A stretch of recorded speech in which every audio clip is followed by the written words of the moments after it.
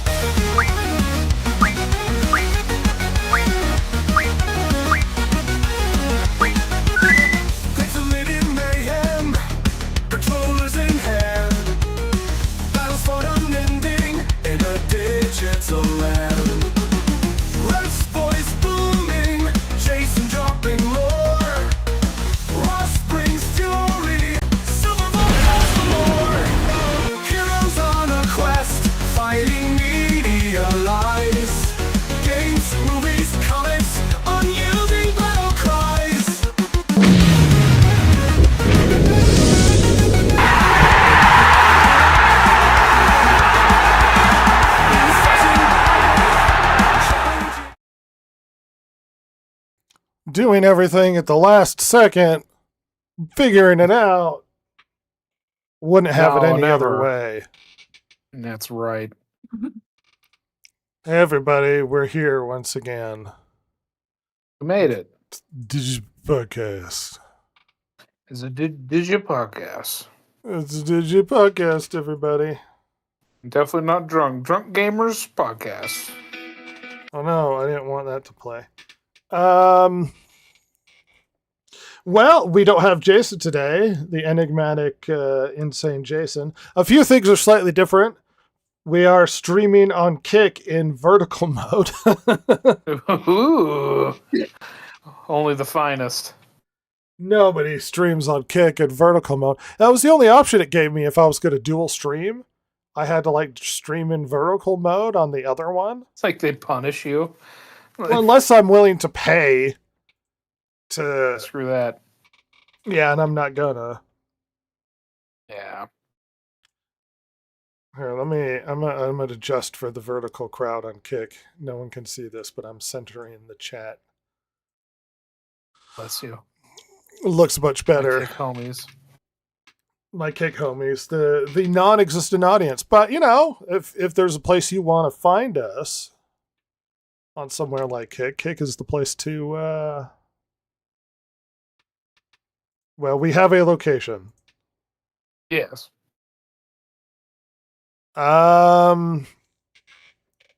Goodness, lots of stuff to talk about. I sat and chatted with Ross a little bit, and then Silver, and everybody said, hey, we want to talk about Sydney Sweeney, like everybody on the internet's talking about.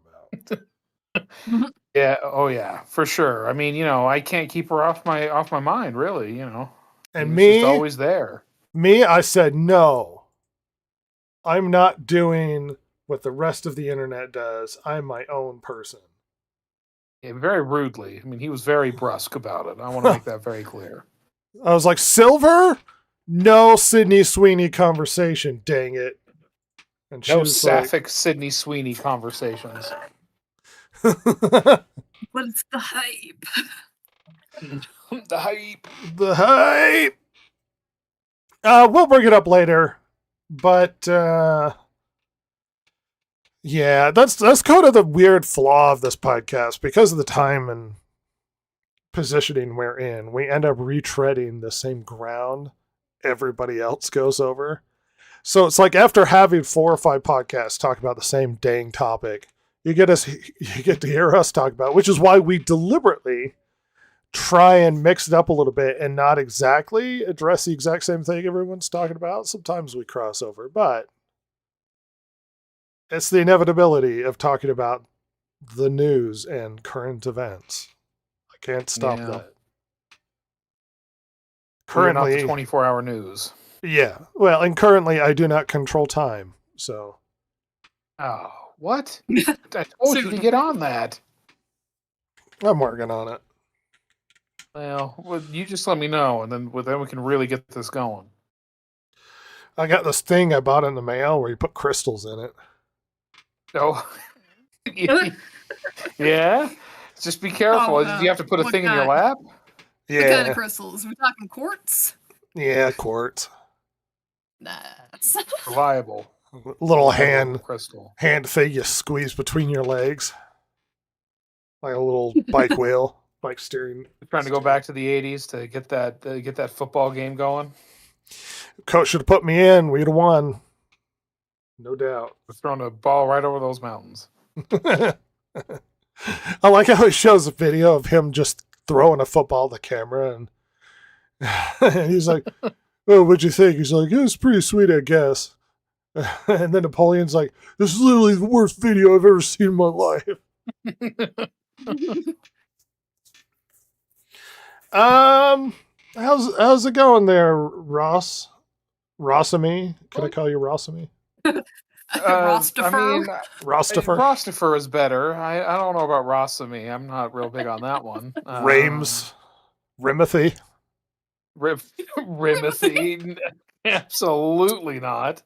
I have a shorter name than that. I just want to, it's just Ross. But Yennefer. it's been nice. It's been a good week. Came up yonder Rhett's way. You did. And we actually watched a film together. We did. Ross is determined. Well, not that I'm being drugged through, but Ross was like, "We need to watch the Bond movies," and I'm like, "Yeah, okay." Because I wasn't opposed to it, and it's been an interesting journey because I've never really seen most of the Bond movies. I've seen like the Brosnan / modern Shrek movies. The potato-faced peasant. Yeah. And not all of those either. Mr. Daniel Craig has not captured all of you. Yeah, so we watched some Goldfinger. And boy, it's certainly aged interestingly. As in it Probably hasn't. the most misogynist Bond film I can remember off the top of my head, but we'll see once we get to Roger Moore. I don't know. It's pretty misogynist. I mean, not to be crass, but he basically, look, by that standard, it was romantic by the time period. Yes. By current standard, he forces himself on a lady which saves the world. Yeah. She turns coat on the baddie and helps save the Fort Knox gold, which is definitely there. The world definitely not there. We definitely had being irradiated. A conversation about whether or not the money in Fort Knox is really there. A very interesting and not terrifying conversation, by the way. Are you concerned about the money in Fort Knox silver? I mean, yeah, I picture it being like a cartoon after the burglars stole everything and there's a single penny in the bottom. Well, so So it's supposed to hold America's gold reserves. And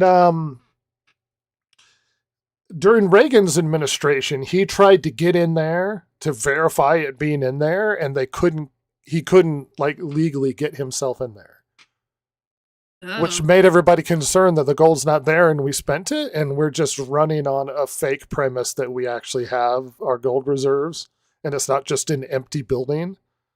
And then there's the concern when we were holding a lot of other countries' gold reserves, and like Germany was going, well, we want our gold reserves back. We're going to keep it here instead of in your vaults and stuff. And America goes, okay, but it took us 7 years to get it back to them.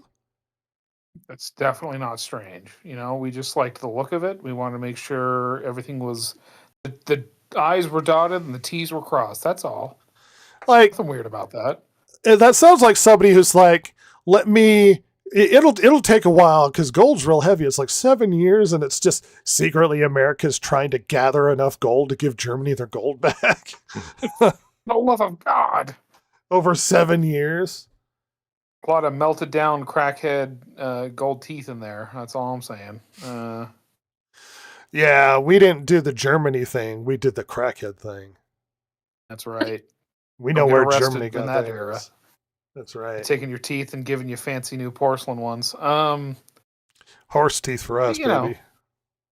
Well, yeah, but yeah.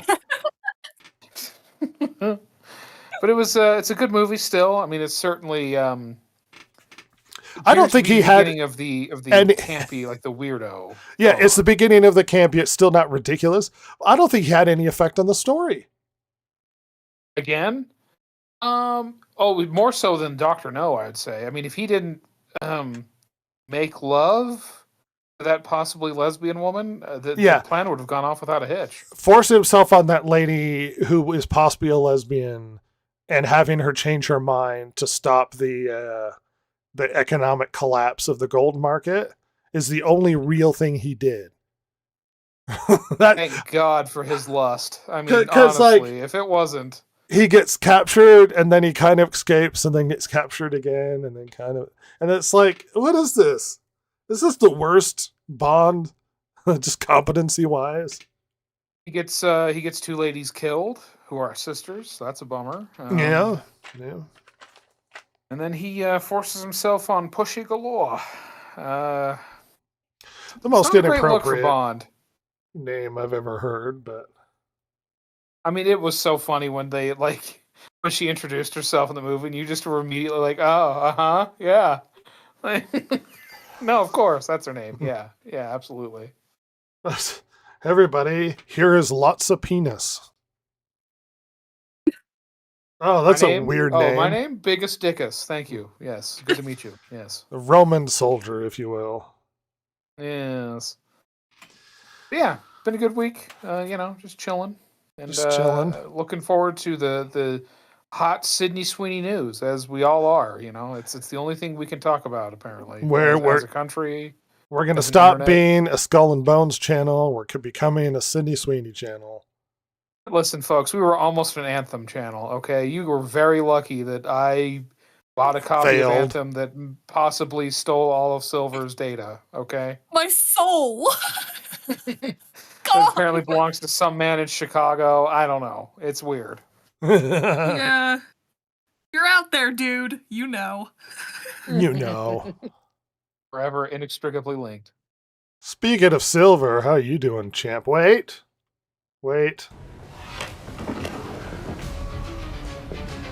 She's here.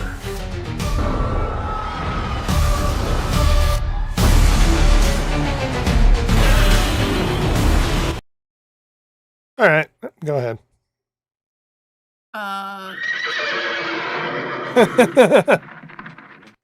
We're just going to keep that joke going. That's still there. Thank goodness. You scare the horses, Silver. I do. I mean, when I come stopping into Tokyo, you better believe that all of the horses in their stables are going nuts. I'm going to have to show you a movie Tokyo horses. So you get this reference. Anyway. I'm doing great. That doesn't sound very good. Come on there, Slugger. Are you lying to me? Nothing new. I hate school. That's it. Oh. Now. One day. It was the best year of my life. Some of the best years of my life, but never seemed to be. No. People who talk about missing school, it's the best years and high school and stuff. It's the lack of responsibility and the being a degenerate. I hated middle school and high school. Yeah, terrible. College was all right. High school was okay for me, but middle school's always a bummer. Does anyone have a good middle school? It always sucks. It's like the worst, like developmentally, you're the most awkward. Yeah, because you're just starting puberty, so you're the most awkward. But you still look like a child entirely. Yes. I had the most teachers arrested in middle school. Well, that's a record. Yeah. Hell of a record. Proud of you, Silver. For various things. Oh, look, it's Chance. What up, you puddles of sun-baked dumpster juice and Silver? You and your alliteration. If anything, I am not sun-baked, all right? Pale as a ghost. Yeah, let me see if I can adjust that for the Kick viewer so they can see Chance make derogatory comments. Oh, there it is. Hey, Perfect. Wow, we're all doing swell. How's it going there, Chance? just excellent. How's the Deep South? How's that accent going, making everybody judge you? Why is How's it going, the y'all? Disney battleship passing between the turkey and the ship? Disney does not have to great explain question. itself to you. All right, I'll make that clear. That we have a hitchhiker. It's a didn't- good turkey right there, pal. If you didn't notice, Silver. No, What? we have a hitchhiker on the Winnebago. Oh, I was wondering what was going on there, but hold on, it's incredibly tiny. Oh wait, there we go. It's a space turkey. I see him now. I had to Dinner. zoom in. He's my special boy. Looks so happy. A good time boy. I love him. I love him. What's his I name? love lamb. You don't want to name stuff that turns into food, I'm going to be honest. I still want to Turkey. name it. Well, what do you name it then? Jorge. Jorge the turkey. He's about to get deported into someone's stomach. I'm going to tell you that much right now, pal. It's between Jorge or Hoyt, and I don't know why. I call my oven ice. Ah, Chance says life is the same. Working, sleeping, arguing with Muslims and leftists on Facebook. Famously, Chance has been banned off of Facebook multiple times. Can't imagine why. It's interesting. I could never be that person to get that belligerent that I get banned off of stuff. I would always like awkwardly take it, even though it meant nothing. Like it's just stupid Facebook. I would take it personally and feel bad, like my life is ruined. Like, like the most embarrassing thing I can think of I did when I was younger is I got banned from a go-kart track. What'd you do? Well, just it was really boring and slow, and everybody's driving the same speed behind each other. And the last track that we were going to do before we left, I just decided I was going to bump into somebody else, and then they're like, "You're banned for a week." Okay. You Little- monster. Little do they know, I never came back. Get dunked on go-kart track. Got my money again. Freaking. I wonder if they put my picture up and they're still waiting for me to come back and try and go. And then they're like, "Oh, it was only a week." And it's like Take one step in there, and they're like, "No, get out of here." well, it's not like South What the hell? Dakota from like the early 2000s. If that go-kart track still exists, I would be shocked. Could we maintain my ban? Oh yeah. Whatever took its place still has you banned from there. They Yeah. just left it up. They're like, well, this guy seems like a problem. I don't know. It looks a little sketchy. Let's go through the giant binder of faces. And no one had ever been banned there or acted horribly, so it's just my picture in the binder. Oh, It's a giant binder that you open up with one page in it that's laminated. I was well so preserved. straight laced, like I wouldn't screw around in like the McDonald's places, so I had friends that would get kicked out of McDonald's for crawling into the play places when they were in high school. And I'd be standing outside being like, "You guys, we're not supposed to. Good. You Oh guys." my god! I can't get kicked out of this McDonald's. Well, joke's on them. They probably went home that night and had just the worst stomach flu. They That's definitely gave themselves conjunctivitis with that one. oh We're yeah, all the pink eye, just horrible. We're dishonoring this the sacred civil decorum of the play place at McDonald's. Ronald McDonald's play place. He built this for the children. We are not children. I believe they are our future. I don't. Little jerks. I don't either. That's why we're forever run by old men. Yep.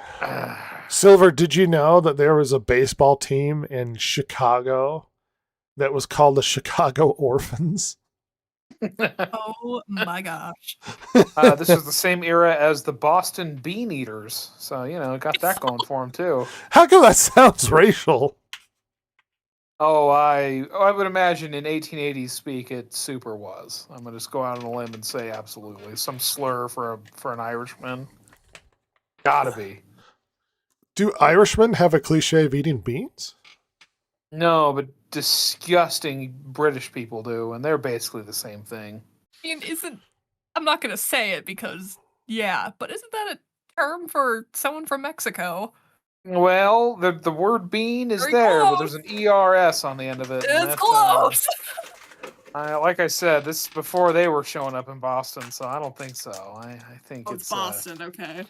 Yeah, Boston was it's, always diverse, Ross, according to modern histories of everything. yeah, it was very diverse. There was English people, Quaker types, and disgusting papist mix. Everybody, the And then DG later Racial the WAPs Podcast. Old school racism all the time. That's right. I'll do Listen, it.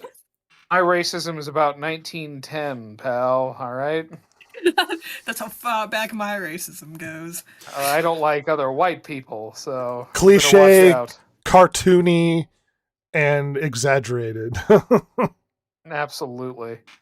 Chance says, I bought a hat the other day for the Kalamazoo Growlers because that term is a British slang for lady bits. It sure is. An unkempt I'm one sorry. at that. So classy. Kalamazoo, as in Michigan. Yeah, well, I mean, where else? Hopefully. Kalamazoo. Oh, Kalamazoo. What is always the old school, like, funny names like Timbuktu and stuff? Oh, yeah, there's one in Ohio. That's like a weird name. Kalamazoo is one of those, but yeah. Awesome. Well, in an effort to bypass all of the... Well, look, we wanted to hang out and be more relaxed this week. So guess what we're going to do? Me and Ross conspired to talk about top 10 lists. So... Yeah! We have a watch together, and I'll let Ross control the video. But we have a watch Okay. together, which you must jump in. Let me go get in there. Sorry, folks. Children.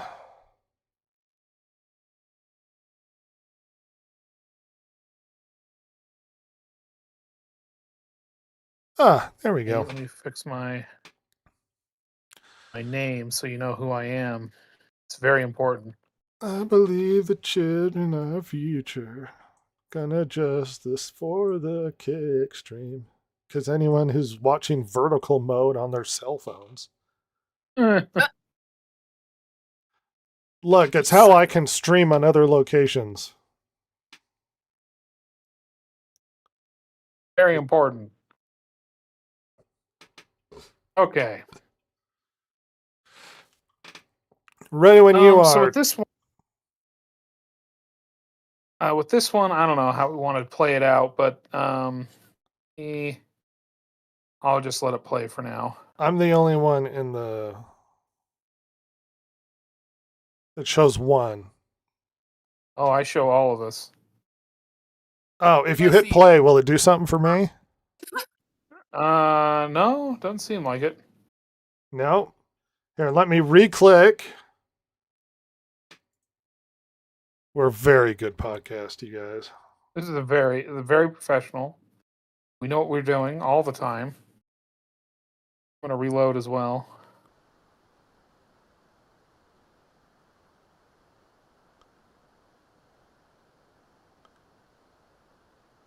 Yeah, I'm gonna be honest. I don't even see a video in there. Why did that open? Oh, that's not what I wanted to do. Oh. No, no. Oh no. Hold on.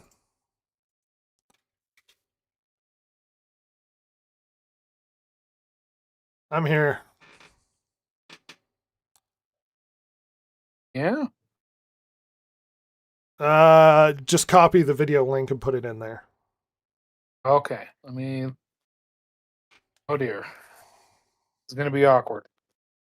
I'm not on my computer, so Oh, well, then I could copy the video link and put it in there. yeah, it'd probably be faster if I'm honest.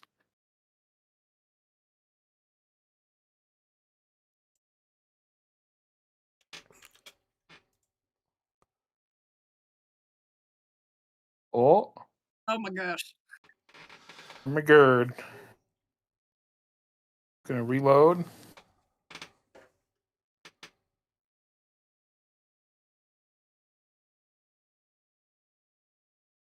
I do not see anything. I'm sorry. Oh, you have Maybe to we need click to move the on to- you have to click the search link on the bottom, but anyway. Oh, You have to click the top 10 video. I don't see nothing. Even to click.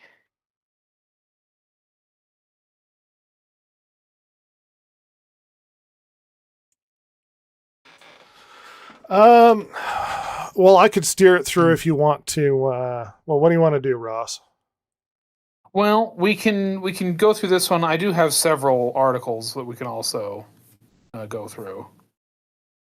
Some of them are even long-ish, so maybe that we could just do that. We can always come back to this. All right. Never you mind.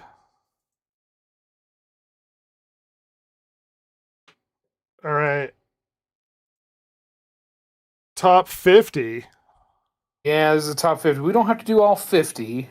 If you want to, we certainly can. I figured we could at least maybe do like 25 or 20. We can even just do the top 10. I'm super fine with that.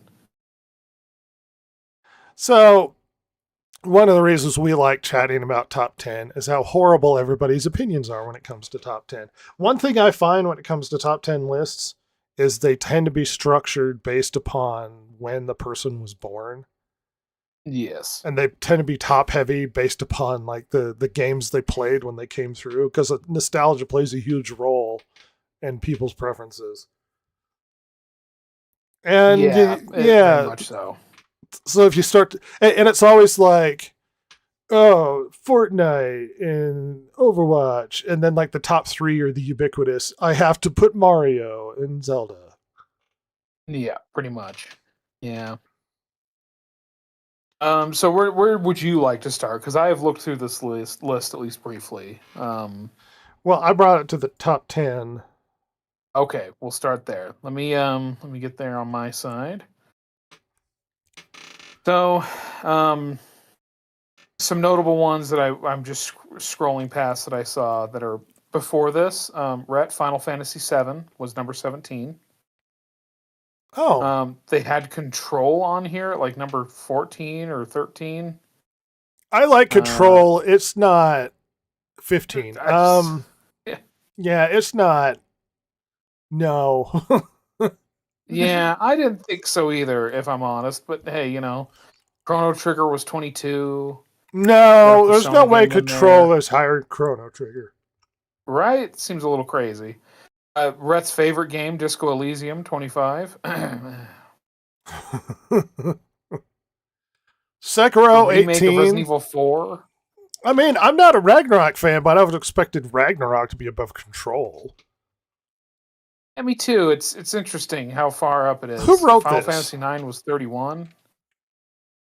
Let's see. It was Hold written out. May of this year. Sam? Is that Someone needs because to- seeing Control being so high? Because oftentimes women and men have different tastes, and I was like, this could be a lady. Yeah, I mean, it says 12 contributors at the Punished backlog submitted lists of their top 20 games of all time. The order of the overall top 50 list was determined by a ranked choice voting system. This is why you don't do this, people. With the top ranked game on each list given 20 points and the bottom ranked game getting 1 point. In the event of a tie, priority was granted to the game that appeared on more lists. with other kinds of tiebreakers applied in the event that multiple games had the same number of points and appeared on the same number of lists. Each entry includes a list of platforms which are ordered by release date. So blah blah blah. Yeah. So we're at number 10.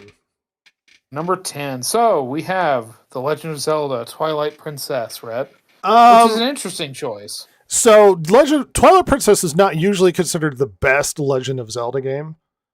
Mm-hmm. Not to throw shade at it. It's very good, but you would have expected Ocarina, Majora's Mask, or even one of the more modern, was it? Like Breath of the Wild. Breath of the Tears Wild. Kingdom. Breath of the Wild usually on the list. So if they are doing this fair and they're really a big Zelda fan, one of those should be higher. So if there's not another Zelda, what the hell?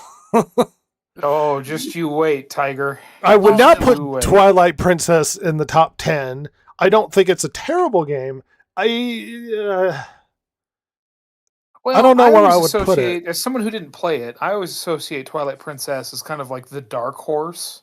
Yeah. It's one that the people who played it seem to really like it, but not a lot of people played it comparatively. When it came out, it had problems. Mainly because so Wind Waker came out, and Wind Waker is an amazing Zelda game. It's one of my favorites.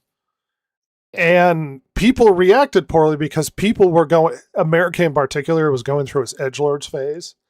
And they really wanted serious, dark adult Link. And we got cartoony, cel-shaded Link with Wind Waker. Even though Wind Waker is really good, America responded poorly. And you might go, oh, well, that doesn't matter. The world doesn't revolve around America. Well, first of all, we're the biggest market. And apparently America likes Zelda games more than Japan does. Like, we're a bigger buyer of those games. Right. So Twilight Princess was a reaction to the reception of Wind Waker. It was the darker edgelord where he's in one world where he's Link, in the other world he's like this edgy wolf man. Oh no, furries. He runs around as a wolf and stuff. It's a good game. I was struggling as to whether or not I would put it in the top 30, but it's still good. It's still a good game, but it was a weird that it released in a weird time where they had like a GameCube version and it was bad, and then a Wii version which was better, but then it had motion controls, and the motion controls were very early, so you expected to like wave your stick while he would swing and stuff, and it was just a little Wave your what now? Wave your wang. Oh, the Wii Wang? It expects you to go to Britain as a savage zombie man and start helicoptering to win Twilight Princess. Absolutely. Yeah, and you know what? We will. Someone will do that very soon. Anyway, that's all I have to say about that. Okay. Red Dead Redemption 2. I don't know, Ross. Well, here's what I'll say. People, number one, it's older than I even realize. I mean, what is this, a 6-7-year-old game now? Yeah. And number two, this game is very detailed. You know, it's one of those games that, like, there's a lot of detail in it that's done very well. It's a very, very good, complex, detailed game that did not do remotely as good as GTA 5. Yeah, to the Red Dead Redemption 2's online's detriment. They kind of abandoned it and left it in a mess because it didn't make them fat stacks of cash like GTA. Everything about our Red Dead Redemption 2 is perfect. It uses the really janky combat system of GTA 5.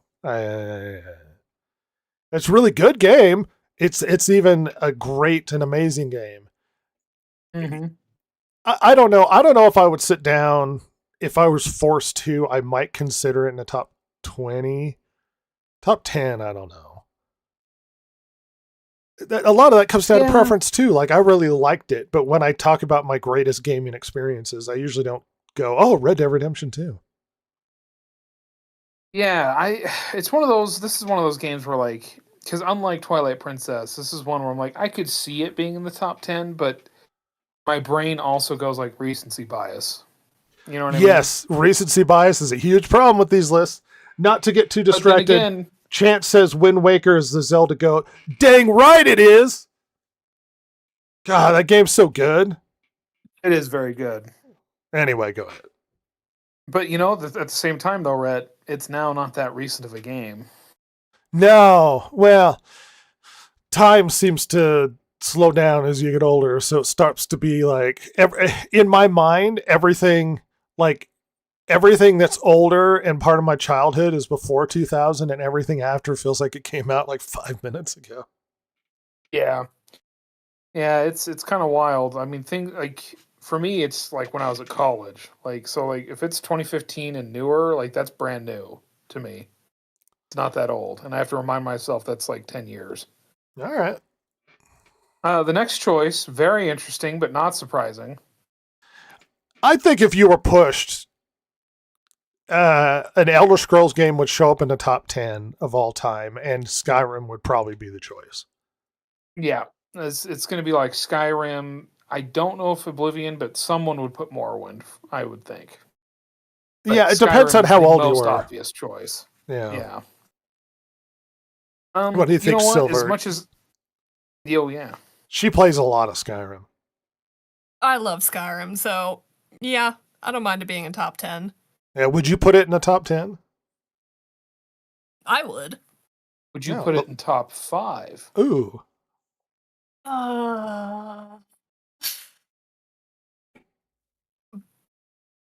When I first played it, yes. Now, probably not. Okay. Okay, interesting. Your Might be a lot horizons of- have expanded. Souls games in that top 5. It's just gonna be tons of Soul games in top 5. Yeah. You can't deny this one makes sense. the hugeness of Skyrim. It's been re-released like 8 times or something. And it opened the world to a lot of people in the world to RPGs, right? Yeah. Like this is like a lot of people's first RPG, and like showed them the beauty of the genre. But I get it. Even though I'm a bit of a hipster and kind of roll my eyes at it, I also don't roll my eyes that hard because it makes a lot of sense. No, I mean, if you were to press that, like, are there better games than Skyrim that are RPGs? That I would name others, but this has got mass appeal, mass popularity. Like, even if I consider the other RPGs that I like better, I would still consider Skyrim to be good. And that's the thing. Yeah. And everybody likes it. Now the next one, Rhett's gonna roll his eyes. I'm not a huge Wind Waker or Majora's Mask fan, but you know what? I'm not surprised it's in a top 10 list. I'm not offended by it being at number 7. Everybody cites Majora's Mask as the greatest Zelda of all time. I disagree. Which is funny because there's going to be a lot of Zelda in this list, isn't there? you might be picking up on something there, Silver. Oh my! No. Oh my! It's funny though because people really love this one, and you will hear people say, "Well, it's the best one," you know, in kind of like a hot take sort of way. Which is interesting considering it's an asset flip. I mean, completely. Like, this game was made in a rush, quickly, to get another game out because Ocarina of Time was so popular. And I would actually argue this game isn't good if Ocarina of Time doesn't exist. Yeah, I could see that for sure. Absolutely. Because it plays on the first one. Yes. Yeah, if you don't have that, it's kind of yeah, it wouldn't work at all without the first one. You're right. It doesn't. I only got halfway through.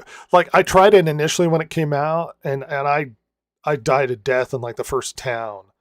And then I tried to play it a couple of years ago, and I got halfway through and then just petered out again. Mm-hmm. And it was, well, you know, you get to the end and then it comes together. And it's like, don't make me play a game 75% of the way through and then it starts to come together for me. Yeah, I've never understood that. I mean, even with lame. shows, you hear it.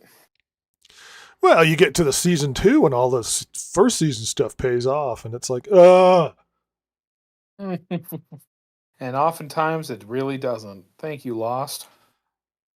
it doesn't. Another choice is Zelda, Oh boy. Breath of the Wild. I'm not a huge Breath of the Okay, Wild that fan. one. Silver likes Yeah, it. me neither. I really liked it. I enjoyed it, but I wouldn't put it in top 10. It's a very Interesting.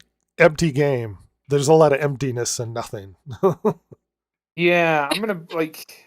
Tears of the Kingdom Can I be is mean for a the minute? better version of Breath of the Wild. But anyway, go ahead. Well, my mean thought is this is like a baby's first open world game. It is. Like it's so like when I've played it, and I haven't played it a lot. I mean, I've literally played it to like help other people beat parts of it, and it's so boring. Oh my god, it's just big and empty. And why the fuck does the Master Sword break? That's ridiculous. They even tried. They had to Yeah. fix that with the DLC. Oh my god, of course. Well, yeah. At least they fixed it, I guess. I mean, it's pretty, and you can get lost into exploration and wandering the countryside. But it's wandering the countryside of.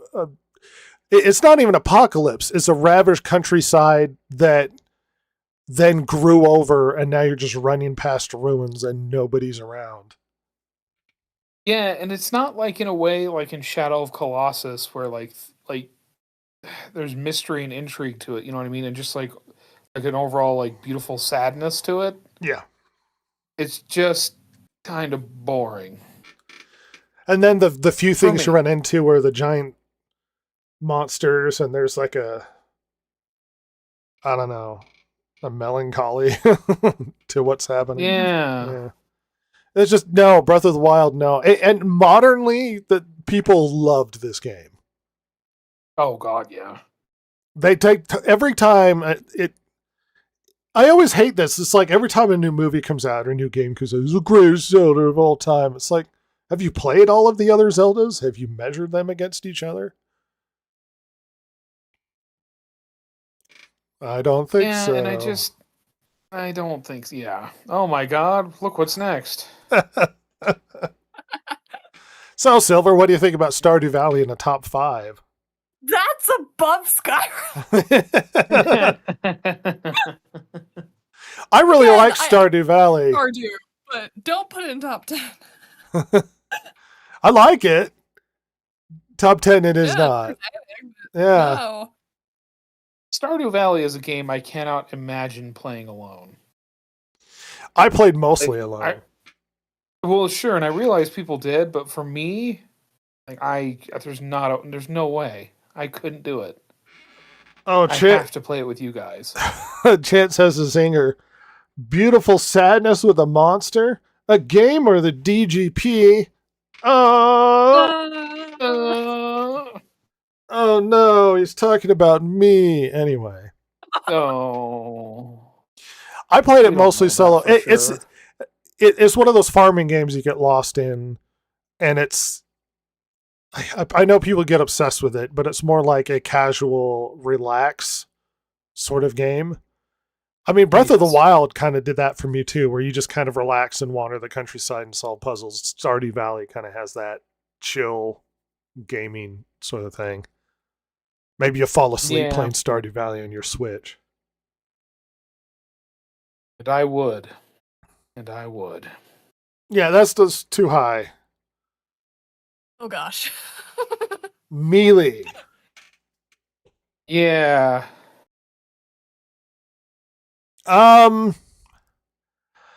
Which one is considered by the purists to be the best one? Is it Melee or Brawl? It's this one. It's Melee. That's the Yeah. Melee one that I always heard. I mean, here's the problem with Super Smash Brothers. Those who are obsessed with it, Oh. those who are obsessed with it are going to put it in the top 10s and stuff. People who don't care Mhm. about Smash Brothers wouldn't even think about it being any top list at all. This is a Nintendo Yeah. heavy list, by the way. Oh my god, very much so. I mean, has this not painted a picture of the 12 people who work at this place or contribute to it at least? Yeah. I don't have nostalgia for Melee. I never really liked the gameplay when it was out. I just don't. As far as the top 10, it doesn't even reinvent the genre of fighting games. Like, I wouldn't even put it in the best fighting games. I mean, in a top 10 of fighting games. But of all time, Melee. Of all time, number 4? No. No. Seems like Street Fighter's lacking on the top 10 in this case, if we're going to do a fighting game. Yes, that reinvented the genre, that made it popular.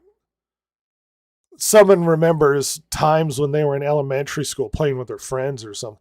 Like, as far as N64 games, I'd put other games in front of this thing. Not that it's bad, Yeah. but you have to have a specific Melee experience in your childhood to really think it'd be even remotely this high. Yeah, it's baffling. And here we are. Witcher 3. I mean, So this person is in their 30s. Who made this list? They're 30-year-olds. who got into gaming when they were 20, maybe. Witcher, Wild Hunt. It's probably the best Witcher. Top 5 games of all time. Well, you know what I'll say is this game came out in an era during the dark times of the 8th generation, right? And what else was big then? I mean, because then you had, I guess, the Dragon Age, the last Dragon Age they made before Veilguard. And, like, what other big Western RPGs were there? I mean, Mass Effect. of that generation. Not in that generation. I know. Chance says a comment. Yeah. Don't sleep on Disney Dreamlight Valley as a relaxing game of the same type as Stardew Valley and Animal Crossing. I mean, there is value to those games. There just is. That they give you a Zen thing. Honestly, I would throw Horizon Zero Dawn in the top 25 list. Yeah, but they didn't. Witcher 3, I could see somebody make a reasonable argument in a top 10. Yeah, I could see it. Top 5, no. A top 5? No. That's crazy. No. You're insane. By the way, I will mention when we get done with this list what's not on the list. And that'll be very interesting. Okay. Yeah. As someone who's played all of the Witchers and loves 3, yeah. Yeah. Mass Effect 2, how old is this person? I guarantee most of them are like my age, maybe a little younger, but they weren't playing games when they were like younger than 10. They were playing games when they were like maybe 15, 16, 17 and on, maybe. Mass Effect 2 is the best Mass Effect game. Top 25 maybe. of best games of all time. Maybe. Yeah, and Mass Effect is such a strange trilogy anyway, because like my favorite's probably the first one, but then I will admit the second one's probably objectively better. Storytelling. I really like aspects of the third, but it's like not like it has its problems. Yeah. Obviously. Well documented at this point. I'm Commander Shepard, and this is my favorite store in the Presidium. Yes, and it is. Well, it's funny. You do the deal to like promote everybody's little shop in the Presidium, and then you go walking past all of the shops, so you keep hearing your name over and over again. I'm Commander Shepard, and this is my favorite shop on the Presidium. You know what's funny? He gets resurrected by some weirdo corporate like place, and then he just becomes a big shill. Oh yeah, it's like space Elon Musk or whatever. Yeah, it's pretty good. Who spent the resources of a planet to bring him back to life. Fine. He's a hero man. This is when you could trust BioWare too. I was gonna say, miss those days, huh? You Yeah. knew it was gonna be good. No. No. Yeah. Somebody's a little edgelordy and then likes their Nintendo. Yeah. Which will be readily apparent shortly. Ocarina of Time. Oh, Look, sniffed it. I love Ocarina of Time. If it's not Wind Waker, it's probably Ocarina of Time is my favorite Zelda game. Mm-hmm. It's not my number one game of all time. I have a lot of nostalgia for that game too. Yeah. Where are the Mario? It's a really good game. Where's the Mario games? It's true. Let It's me just find it for you. gone. One moment. Oh no. Why don't game? Don't do this. I don't know why I'm saying game. I'm not playing a game. Here we go. I mean, no Portal, no Half-Life, no. There's a lot not showing up in the top 10. Yeah, there's and let's see if there even is, because Super Mario World was 46. Oh yeah, I'm seeing the highest is like 30, 34. And that was Mario 3D. Yeah. Oh wait, 33. There we go. Yeah, and that was 3D. I mean, Ocarina of Time has a very tight game. It is open world-ish. The game flows from one thing to another really well. The dungeons are really good, except for maybe one of them. It evolves in this provocative way where you're like a kid and then events happen and then you can become an adult and then you see the world ruined and consequences. Like, it flows really well. This game could stand for kind of a remake. I know there are purists out there, but just you could get a remake out of Ocarina of Time, but it's a really good game. Absolutely.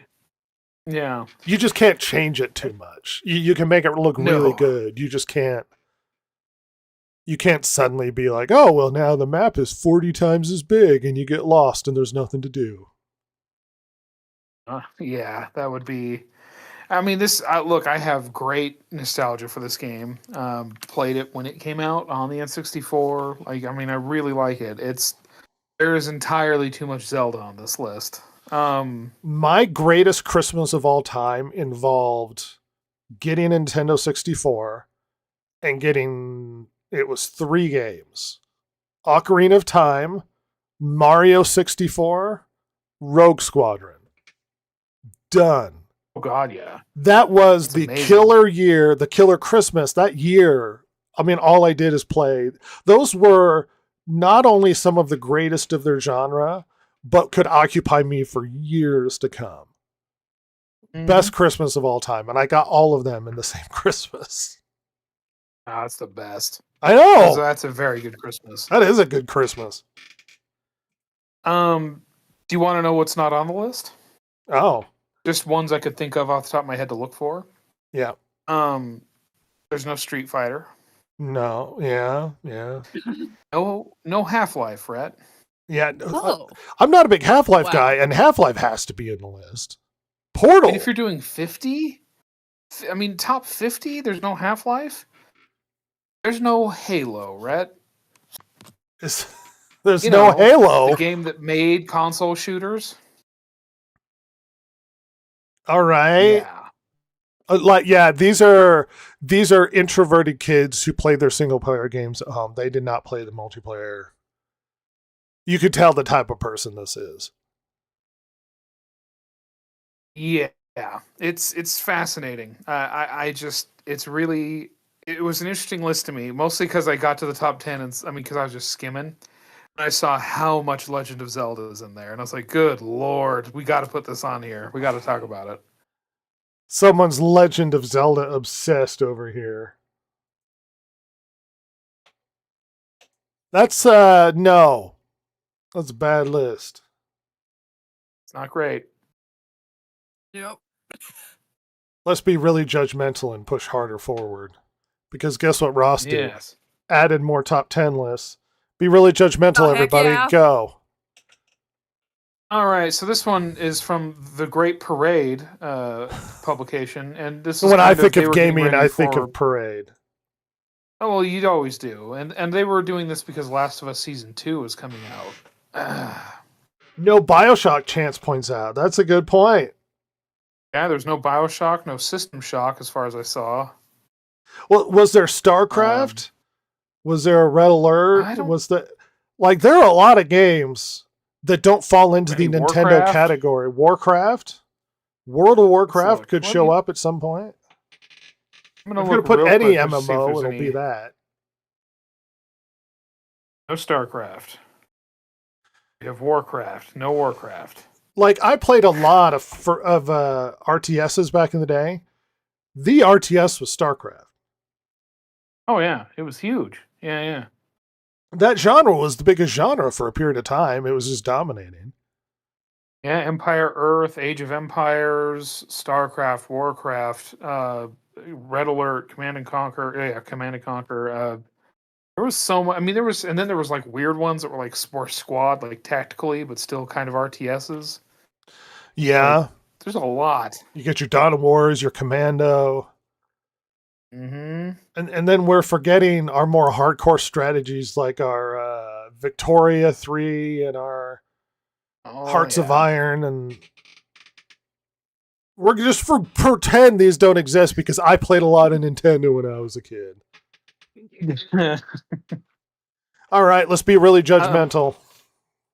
All right. Well, we're starting off strong with a game that came out, in my opinion, 2 seconds ago and was only big because of COVID. I never played Animal Crossing. Is it a really good Animal Crossing?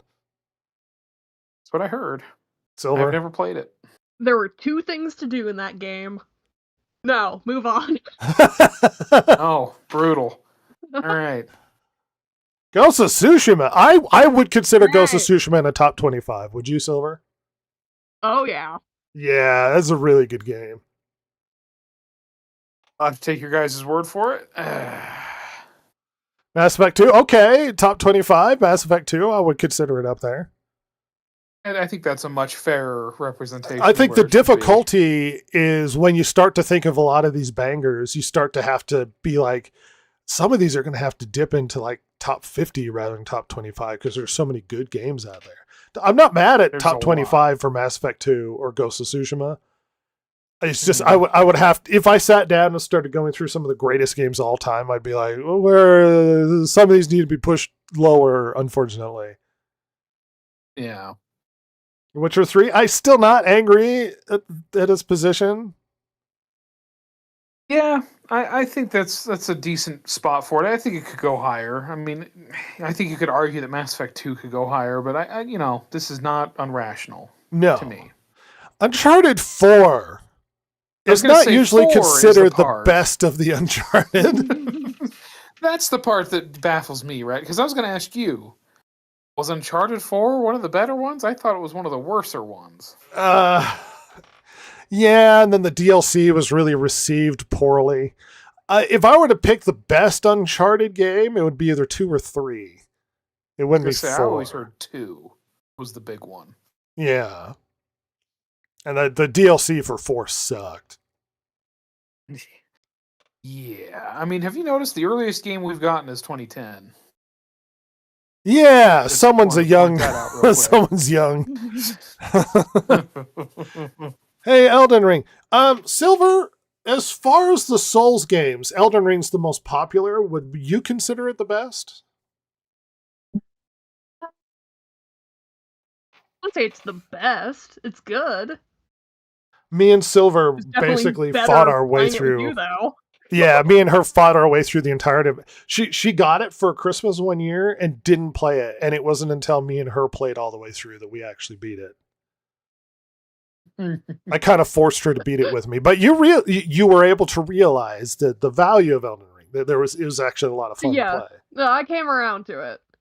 Yeah, but The as open far as world was just different. as far as the Souls games, would you consider Elden Ring personally? I'm not mad Elden Ring is up here. If they were going to pick a Soulsborne, it would probably be Elden Ring is the most popular one. It'd be either this or Bloodborne. Yeah, I'm not mad with it being in the top 25. Lots of people liked it. It was a lot of people's introduction into Souls games. Mm-hmm. Understandably, because it's co-op and stuff. Or optional co-op. Smash Ultimate. Smash Ultimate is an amazing game that's a culmination of all the other Smash games. I'm not angry it's at 19. This is a lot more balanced Yeah. as opposed to different companies, just very unbalanced as opposed to recency. Yeah, I was gonna say the recency bias is, at least so far, horrible. Yeah. We'll see how it goes from here. Because I can't speak too much to Smash Bros. Ultimate. I played it a little bit at a friend's house long ago. So yeah, Chat seems like says a good game. all Souls games are made for people who hate themselves. Well, that should answer your question as to why I love it. Yeah. What up, Chance? Joke's on you. I do hate myself. Smash Brothers Ultimate, okay. Yeah. I mean, if I were to put a Smash game in there, it probably wouldn't be Ultimate, but it's actually really good. And I think down the years, it will have more longevity than Melee. Possibly. I mean, you're going to have 40-year-olds still grumpily refusing to give up Melee and play it at like Evo tournaments. But Ultimate's going to replace it. Yeah. All the kids will play Ultimate. They won't go back. Oh, yeah. Not a fan of the modern God of War. I know Ragnarok's very popular. Okay, that's fine. It's yeah. I wouldn't put it in any list, but this is fine. I think this is on here purely because it's the new one. It's hype and popular. 2018 is at, but I haven't played the God of Wars, but I thought the one before Ragnarok was better. I heard, yeah. What was that one called? God of War. God of War. Yeah. Okay. It's the grumpy dad teaching his son how to do stuff or whatever. Yeah. Voiced by Teal'c from Stargate. Giant face man. Giant faceman who's had horrible work done. Anyway. This might be controversial. Tomb Raider was not received super well, and there was a lot of cynicism. Long term, at the time, there was a lot of hype. It's like, oh, it's a gritty, realistic Tomb Raider. I really liked the new Tomb Raiders. I did. I liked the darker, grittier ones. I own all of them and have played all of them. Not usually talked about in a top 10 list or even top 25. I was going to say, don't think this should be anywhere near this high up. If Tomb Raider is in a top 25 list, it would be the first or second one, and it would be like 24. Yeah. It wouldn't be Tomb Raider 2013. Yeah. This seems a little baffling to me, but, I like Tomb Raider 2013, but yeah. Nice Old Republic. This is a top 5 for me. Yeah. This is way up there for me. Probably one of top the 10 greatest Star Wars games of all time. It absolutely is. For some reason, it shows imagery from KOTOR 2. I was going to say, isn't that KOTOR 2 on there? Yeah, it's Nihilus. I have one of those like plastic things you got from a magazine for KOTOR 2 with Nihilus's face on it, where you like move it and the face shifts. Oh, yeah, love that. Love that early thousands. Pretty baller, I'm going to tell you. The games are great. KOTOR 1 is amazing. It's so Star Wars with not rehashing Star Wars. It sets way ahead of the timeline, so it can do whatever it wants to. It has big reveals, shocking moments, triumphant endings, a journey of a character learning who they are. It is one of the most Star Wars games without actually rehashing the flippin' Skywalker saga.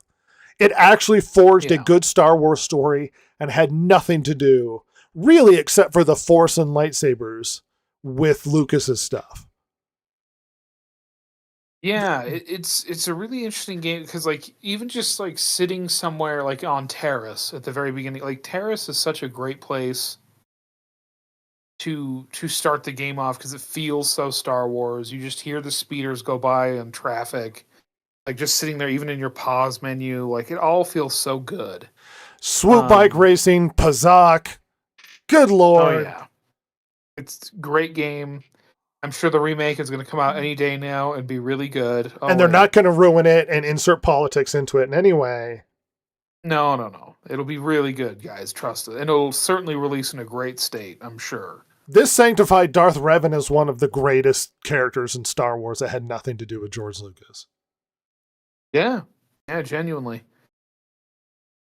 Gosh dang.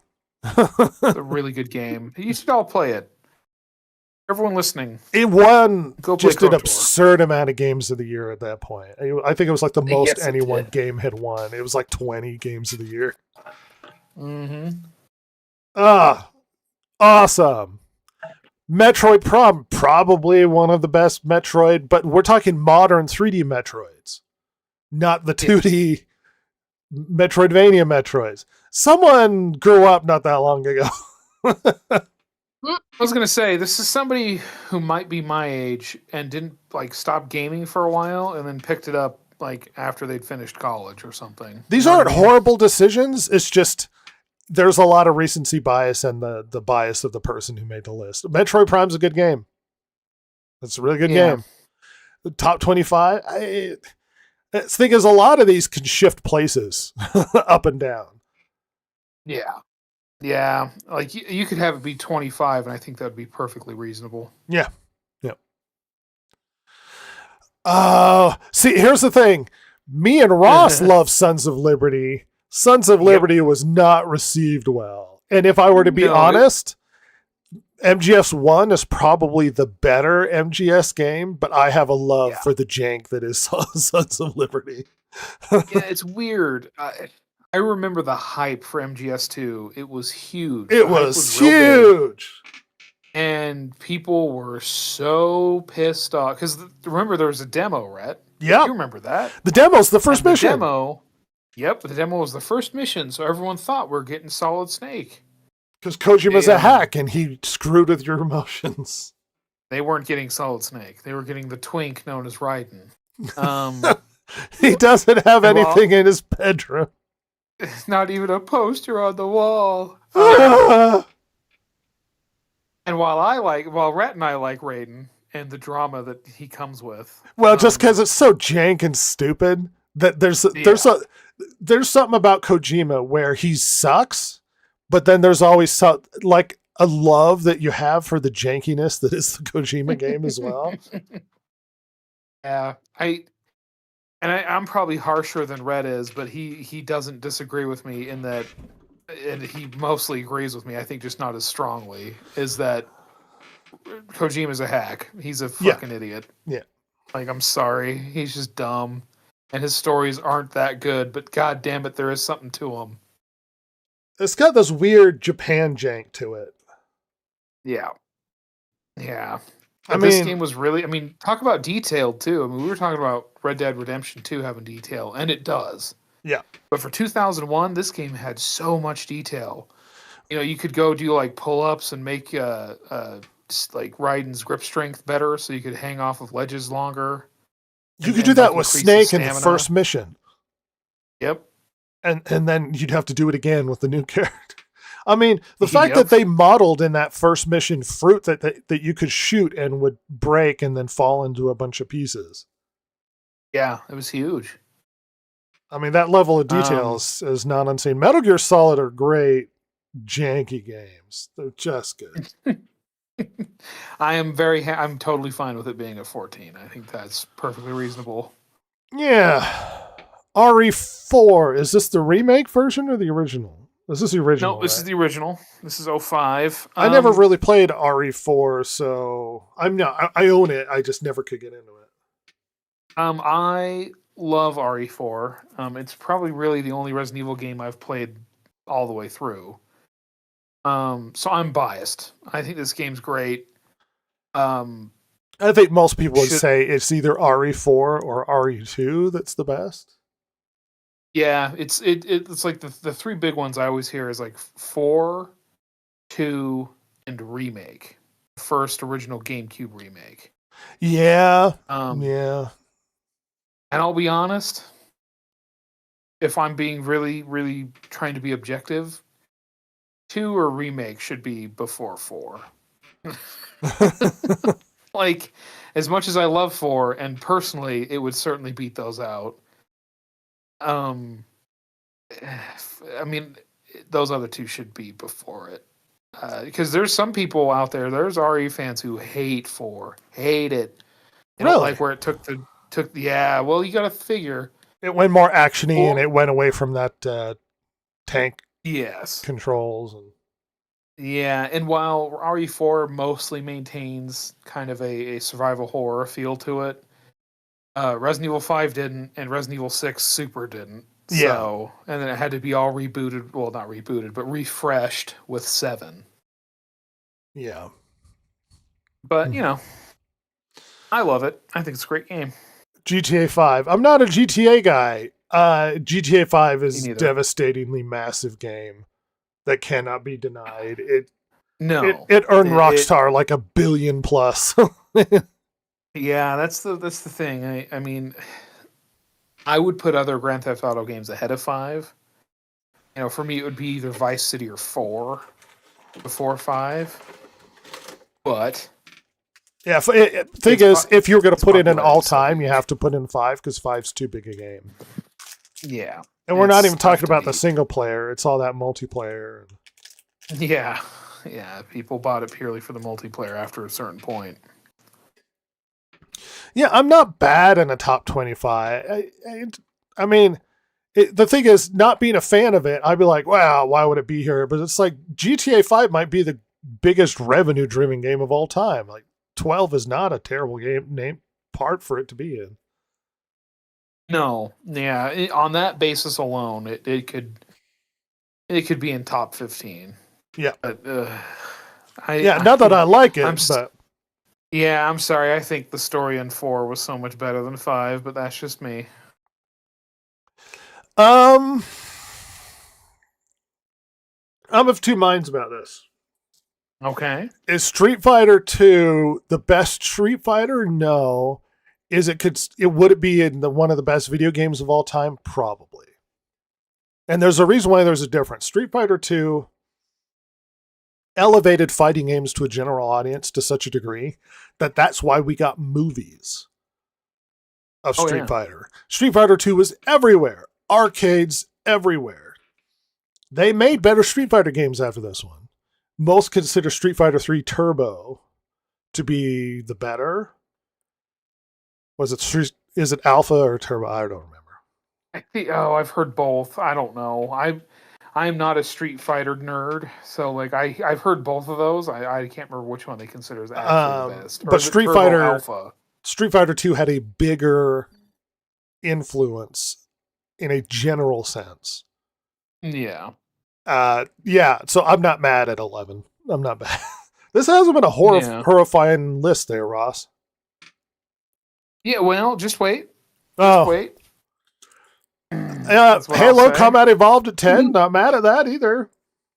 I'm not mad. I mean, my bias could always put it further, but I think that's very reasonable to have it at 10. I mean, Yeah. like I said, console shooters wouldn't be the way they are without Halo. So, Pac-Man, yeah. perfectly fine. Yeah. There was a literal think song it's- that came out about this game. Oh yeah. Pac-Man Fever.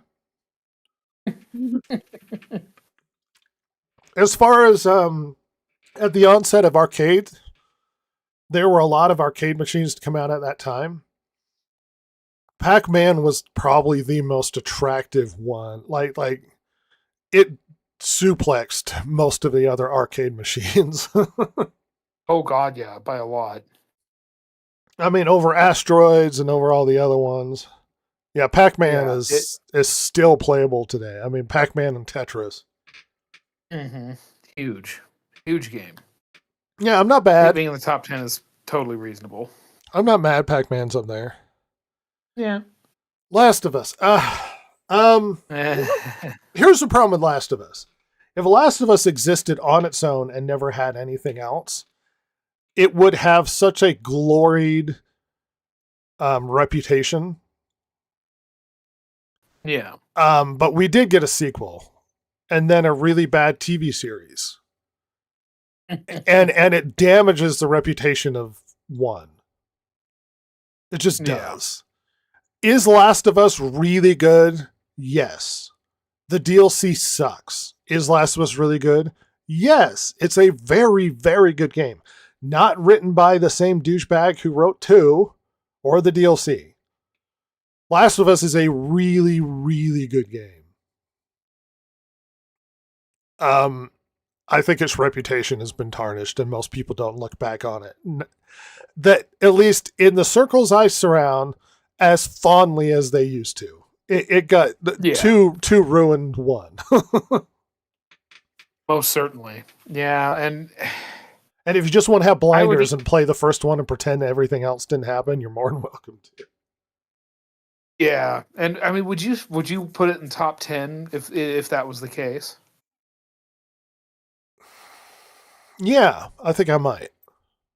Okay, interesting. It's actually that I could good. see it being in the top 20 or 15, but like 10 seems high to me. Yeah, 15 personally. Well, see, it's really good. It could justify being up there, but the problem is when push comes to shove, and I actually start making the list, you might be surprised that some of these games like Halo get shoved farther down that they really deserve to be because there are too many really good games in existence. Oh yeah.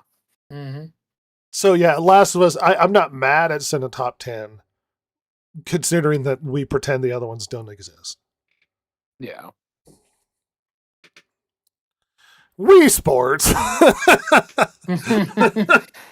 Now, this may be a controversial pick, and it probably is. However, I'm going to defend it. I mean, it had wide general appeal.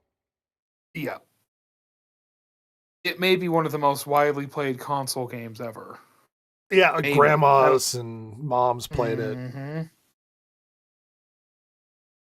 So considering how many people played this, I mean, is 7 a little high? Probably. One of the most widely general audience sold consoles got packaged with one of the most widely played general audience games. Like, you could not play video games and get in and play Wii Sports and do the bowling or the golf or something. Mm-hmm. Right, Silver? Yeah. Nice. What's your favorite event in Wii Sports, Silver?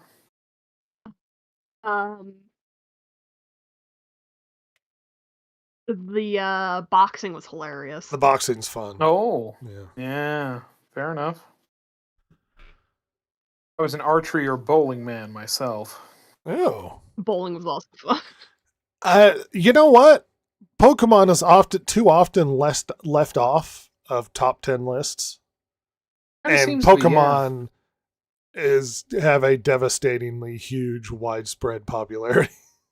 Yeah. A addiction that cannot be unsaid. Game I've never played, ever. Yeah, I never played Pokemon. However, yeah, it's huge. These games are huge. And and the general audience top 10? Yeah. Probably. Yeah. Like, I wouldn't, but yeah. I mean, I think Mass Effect 2 is a better game, but Pokemon's so much more popular. Oh, God, yes. Like, wide margins. Minecraft, I mean, you could make an argument Minecraft could be higher. Yeah. I mean, top 5 is pretty good. But it's in the same realm of GTA 5. Where it's like, this game is just, it prints money. Everybody, it's never going away. Yeah, everybody. Yeah. It's literal the video game version of Legos. Yeah. I mean, the only thing that could make Minecraft go away is have Minecraft 2 release and it be better. That's it. That's the only way it goes away. Yeah. Tetris, not wrong. I mean, not mad. Yeah, it's a big. I mean, it made the Game Boy. Yeah. Made the Game Boy and still survives today, and the gameplay still works. Yep. Just a solid game. Man, it's just a simple gameplay, but it functions. Totally. Mario World, I would have put 3 over World, if I'm going to be I would honest. have personally too. Yeah. I would have put 3. I get it. But it's fine. It's fine. Yeah. Someone played this as a kid instead of 3. Yes. Yeah, for sure. All right. I mean, Mario World's a great game. It opened up Mario, but it's like Mario 3 had an open world too. An open like a world map as well. And Mm-hmm. all right. Breath of the Wild, no. Yeah, I'm sorry. This is a really dumb Number 2. choice. Yeah, like I get the Zelda game being 2, but Breath of the Wild? Talk about recency bias. It's good. But yeah. Yeah, I mean, like we said last time, it has its issues. Feels empty. Fuck a Master Sword that breaks. No, sir. Oh, suck a big one. You're doing so well. This was such a good list until we got to this one. Last of Us 2 has unilaterally damaged the reputation of Naughty Dog. Has gotten so much like, look, let's say you like the game. Last of Us 2 alone has divided and created so much anger and vitriol towards Naughty Dog and gaming in general. Like this is even if you like it, you have to admit this is a divisive decision. This is not a general audience acceptable decision. This is a divisive decision because a lot of people didn't like it. This did not sell as well as the first one. Not even remotely. And the ones that did sell went up for sale, like used quite quickly and in large numbers. Well, and to give you an idea as to why this is a poor decision, let's say you consider that the plot's amazing and whatnot. The creator, Neil Druckmann, wanted the ending to give you a choice. To give you a choice as to whether or not you spare Abby or you kill her. Because he thought that he created this emotional story that after Abby did this horrible thing, you play as her throughout the game. You start to relate to her position, and then you sympathize with her, and at the end, you don't kill her. Yeah. And in versions of the game, for playtesters, almost universally, they chose to kill Abby because that's how much they hated her character. Which means the story is written so badly that even structured the way he wanted to manipulate you into relating to the Abby character was done so poorly that even his playtesters disagreed with his decision. And it was so bad that he took away your decision to kill her entirely from the game. Now you just have to spare her alive, which doesn't make any sense because you're on a revenge ploy to go after her for what she did. Mm-hmm. Why would you murder dozens and dozens of people to get to the end and not kill the final person? The whole reason you were murdering in the first place. No, I'm finally let going of my rage and my desire for revenge. Well, go tell that to the stupid schlub generic guy you murdered to get to this position. That's the whole point, Rhett. Don't you get it? They're not people. And take away all of the weird bigotry stuff where people, well, she's a trans character. She wasn't a trans character. She is built like a man. They have had physiologists look at her body and be like, yeah, she's not built like a woman. Like her hips are wrong and her shoulders are wrong. And Yeah. she's too jacked. And then remember all the debates of whether or not you could get that jacked in the apocalypse. And it's like, how much protein could you even get access to in a post-apocalyptic world? I mean, realistically, and women can't build that much muscle unless they have professional gymnasiums with supplements and shit. Can I read what the author wrote about this game, Rhett? Oh, do. It would be reductive to call The Last of Us Part 2 The Last Jedi of Oh, gaming. But reductive. that's not entirely off the mark. Naughty Dog's heavily hyped follow-up initially wowed critics, but divided fans with uncompromising story choices. Now that the dust has settled a bit, it's still just as easy to admire the dazzling technical specs. It's also hard to deny the game is altogether in a league of its own. Of shit. The Last of Us Part 2 perfects combat mechanics and pushed the PS4 to its absolute limits. But the narrative is what's most impressive. 5 decades after simulated table tennis first made video games a thing, The Last of Us Part 2 utilizes staggering, cutting-edge technology to weave a story of vengeance and mercy, with the expansiveness of a novel and the immersion of a great cinema. Yeah, you're a chode. See, here's the thing. You could make a reasonable argument that it plays really well because Last of Us played really well. And you can make a reasonable argument that it looks really good because Last of Us looked really good. You can't tell me the story is good. And this is the same problem that Ghost of Yote is having, where it's like, yeah, the gameplay is really good and it looks really good, just the story's kind of balls. And it's like, yeah, yes, it is. It is kind of balls. Last of Us 2 is just objectively a bad game. The story's nonsensical. It's irrational, the decision-making they did in the story structure. It's not even written by the same damn person as the person who wrote the first one. And now that we've seen a general audience receive this story in the form of Last of Us on HBO, we've all gone through the same emotional roller coaster again. That's the best part, is how... As everybody loves the story of the first season and hates the second season. I wonder why. Because it's a bad story. Everybody knows it's a bad story. It's so bad, in fact, that it doesn't look like it's probably going to carry on after season 2. Yeah.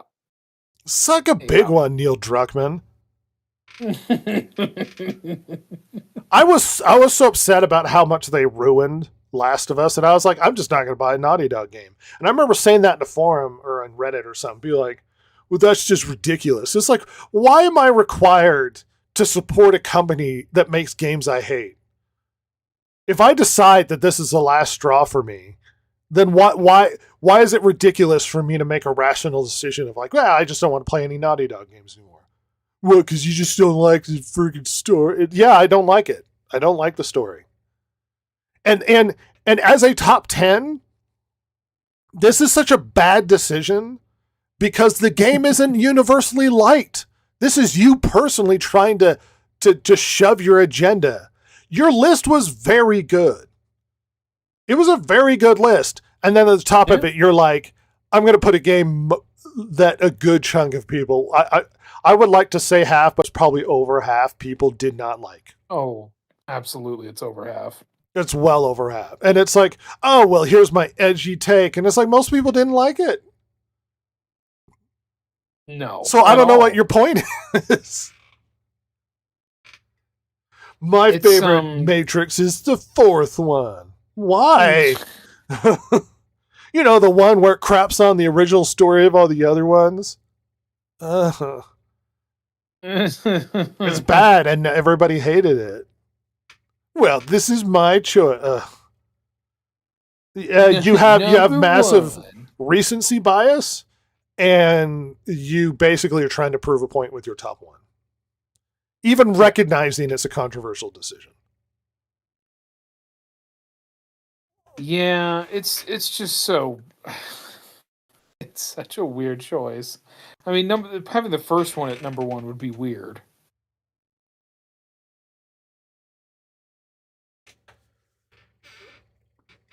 Oh, wow. So, if you want, we can go on to the next one I have, or... Harry or MIDI 1, I appreciate you sliding into the chat. We could talk about it later. Maybe you joining us, but for now, we need to rush through and finish some of these top 10. I appreciate you coming by, though. I very much accept that the internet's probably going to have opinions that people who feel necessary to defend Last of Us 2 usually have some sort of political agenda, because it's like, well, the people I disagree with hate Last of Us 2, therefore I have to defend Last of Us 2. You can be of any political persuasion and recognize how badly that game is written. You just can. Yeah. Let's shift forward. What list do you want to go to? Let's probably pick one more before we go to news dump. Okay, we have either game soundtracks or controllers, because I could do another like video game list, but I mean it's interesting but not that crazy. Your pick. The goofiest one.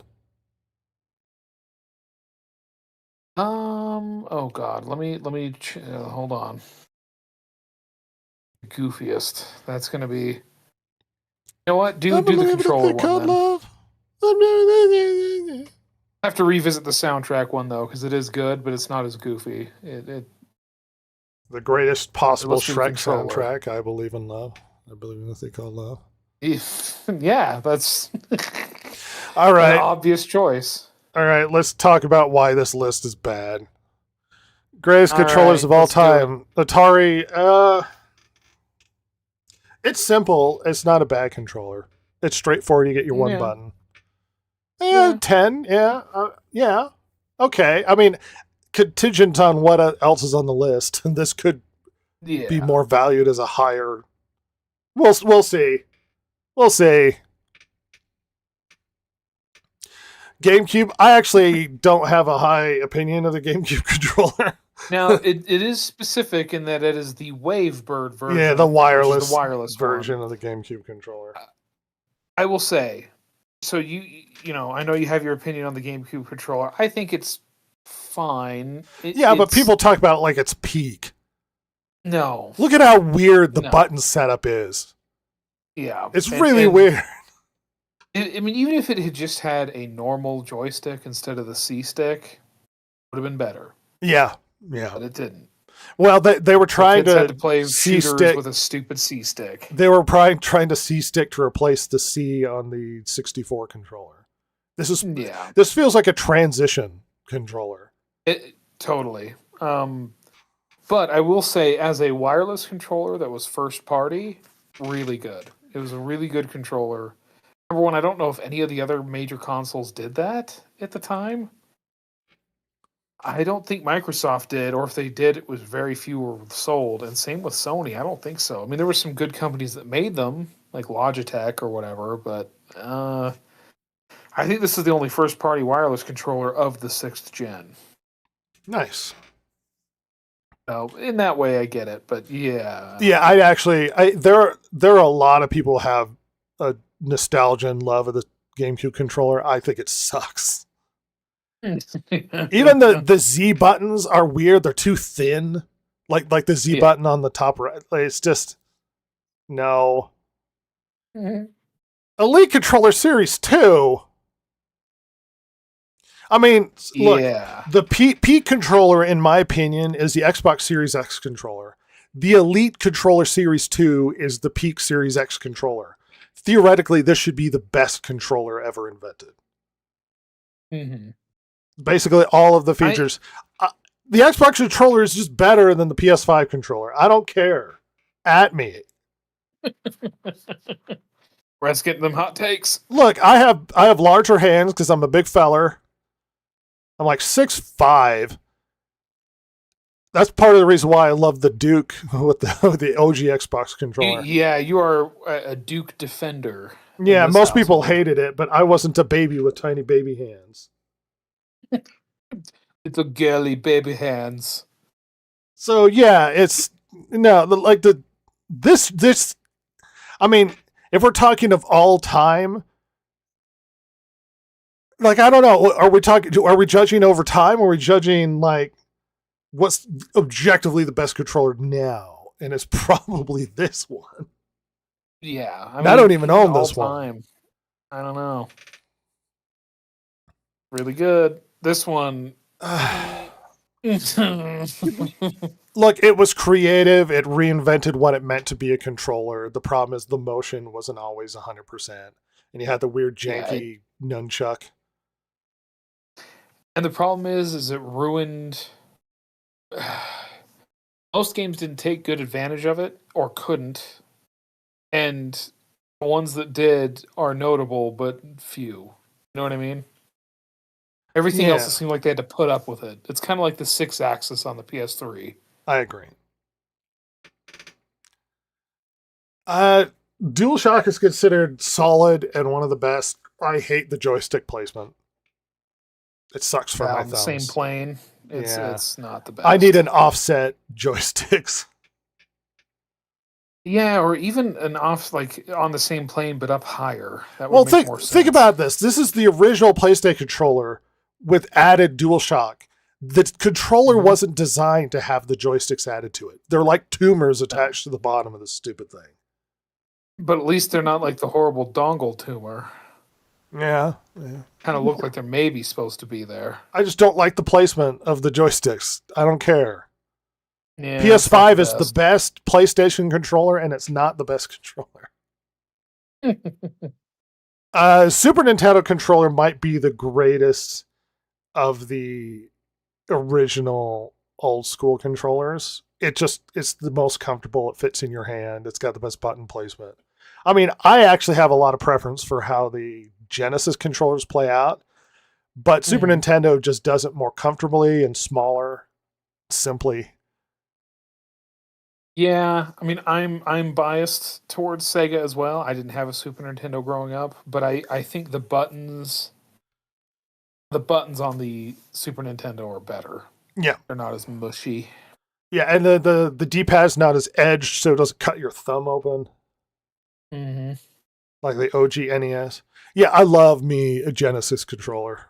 I do like it, though. The D-pad is a little, but I love me a Genesis controller. I actually would think, look, as much as of a Sega bias as I have, I would put the Super Nintendo above the Genesis controller. I would too.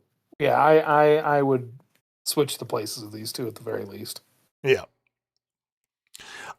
Here's the thing. This is a controversial decision on this list.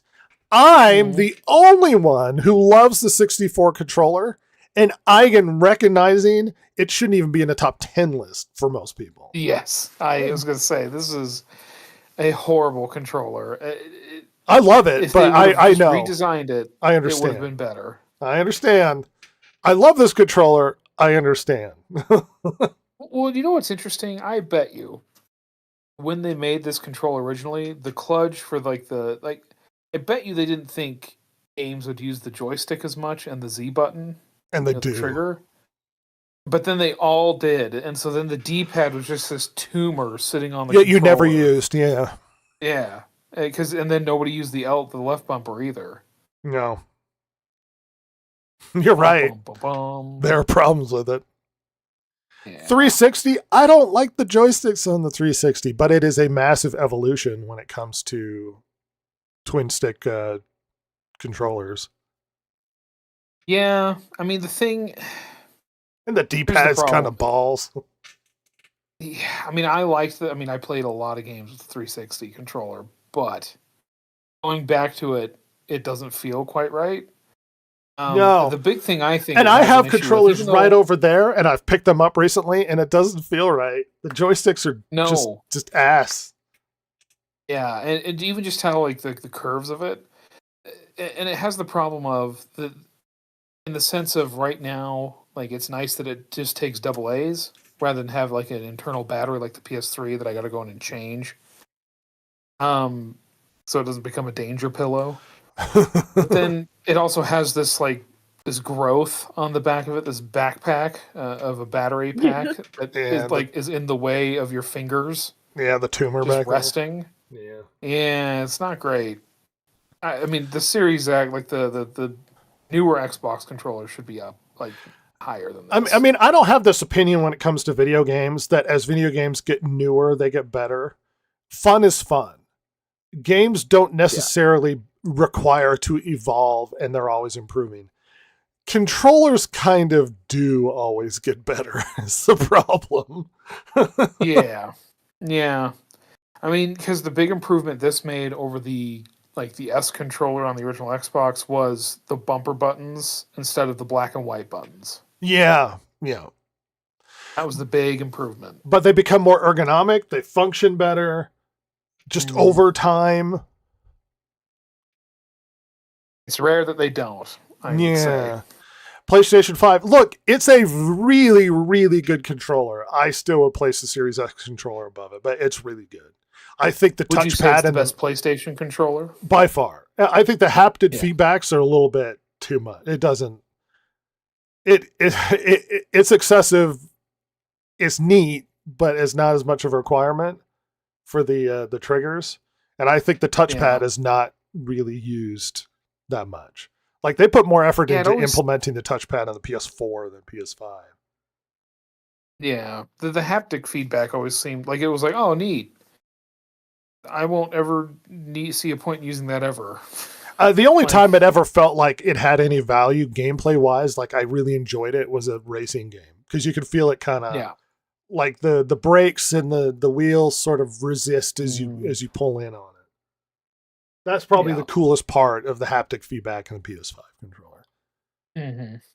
Otherwise, it's really comfortable. It's well designed. They learn their lesson over time, and if the joysticks at the bottom finally work. It's a really good controller. It's the best PlayStation controller. I know, strangely, it's evolved to the point where it's now the best one. I still think the other one's more comfortable. the Xbox controller is more comfortable. Specialty Hall of Fame. The light gun with the NES. I have one. The Zapper. Oh yeah, same. There's like 40 bajillion I have now. Guitar Hero guitars out there. Steel Medallion controller is just the novelty of having the giant controller. I wish I would have bought that game and that controller when it was newer. Yeah, where's the Super Nintendo Bazooka or whatever? Yeah, where's the bazooka? Where's the robot? The Nintendo robot. Where's the robot? It's been a lot of fun talking about it. A little bit more relaxed than the normal, like, we've got to have a serious conversation about the serious issues of the day. I hope you've enjoyed yourself, Silver. Oh, yes. We make this podcast for you. To entertain you, Silver. Is it entertaining? No, thank you. Oh. You're not entertained? Are you not entertained? Let's all have a big poopy. The Distracted Gamer Podcast. Big pile of news stuff. Hey everybody, it's podcast as normal. We have a stupid amount of things to go through. Offensively large amount of things to go through. And we're just going to do it shotgun style. Because whatever. I like to call that the Kurt Cobain way. Anyway. Oh. Ross, no. So we've had a lot of responses from celebrities in recent time where they've felt the necessity to weigh in on. Apparently, there's been a lot of self-reflection as to what's been going on in Hollywood and celebrity. Mm-hmm. Jennifer Lawrence actually had an interview where she talked about how she's just not going to talk about Trump anymore or whatever. And the biggest and most important thing to reflect on this, well, let me read her own words so we don't have to go through the video or whatever. She says, I don't really know if I should. The first Trump administration was so wild, and just how can we let this stand? I felt like I was running around like a chicken with my head cut off. But as we learned election after election, celebrities do not make a difference whatsoever on who people vote for. So then what am I doing? I'm just sharing my opinion on something that's going to add fuel to a fire that's ripping the country apart. We are so divided. She goes on to say, I want to protect my craft so that you can still get lost in what I'm doing and what I'm showing. If I can't say something that's going to speak to some kind of peace or lowering the temperature or some sort of solution, I just don't want to be a part of the problem. I don't want to make the problem worse. I think she's reflecting on the downfall of her profession. And she's like, maybe Hollywood should shut up about this. Turns out people seem to not care. Yeah, and it's an interesting self-reflection, even though she's like, I'm still very political and upset about stuff, but It's not actually making anything better when celebrities weigh in on it. And I would argue it makes it worse because it's damaged Hollywood's reputation. You guys live in a bubble, and I know this sounds really strange, but Hollywood exists in a very strong, cloistered bubble, and you don't realize a huge amount of people disagree with you. So when you become political and outspoken, which you're more than welcome to do and you have a right to do, you start to divide your audience, you start to damage the reputation and the view of general normal people of Hollywood because they don't want to be preached to by celebrities. In fact, we kind of get resentful when you do it because it feels like you're talking down to us. Absolutely. Hey, everybody. Sydney Sweeney also said some stuff. I get it. All the podcasts have brought this up. So let's just bring it up really quickly. She had an interview. And she was asked a lot of pointed questions about her jeans ad and politics. And Sydney Sweeney did the only accurate and probably wisest thing a celebrity could do. Kind of said, none of it matters. I have my own political opinions, and if I want to say something, I will. And it's just a jeans ad. Get over it, you lunatics. No, Literally, she was asking about it. Yeah, she was like, well, what about the controversy of the jeans ad? She's like, it's just jeans. It's fine. She made no political statements, and that's the accurate way to deal with these sorts of things. Hey, maybe just don't weigh in on it and ignore the drama. And we're all going to be fine. I think that's why everybody received it so well, is she's not trying to be political. She's accessible to normal people. I don't even know if she's a very good actress. I can tell you she's well liked because people are so sick of the politics and the drama and the preaching that they're just like, you know what? Let's set this aside. Moving on, Star Trek 4 is no longer in development. Oh, no. Oh.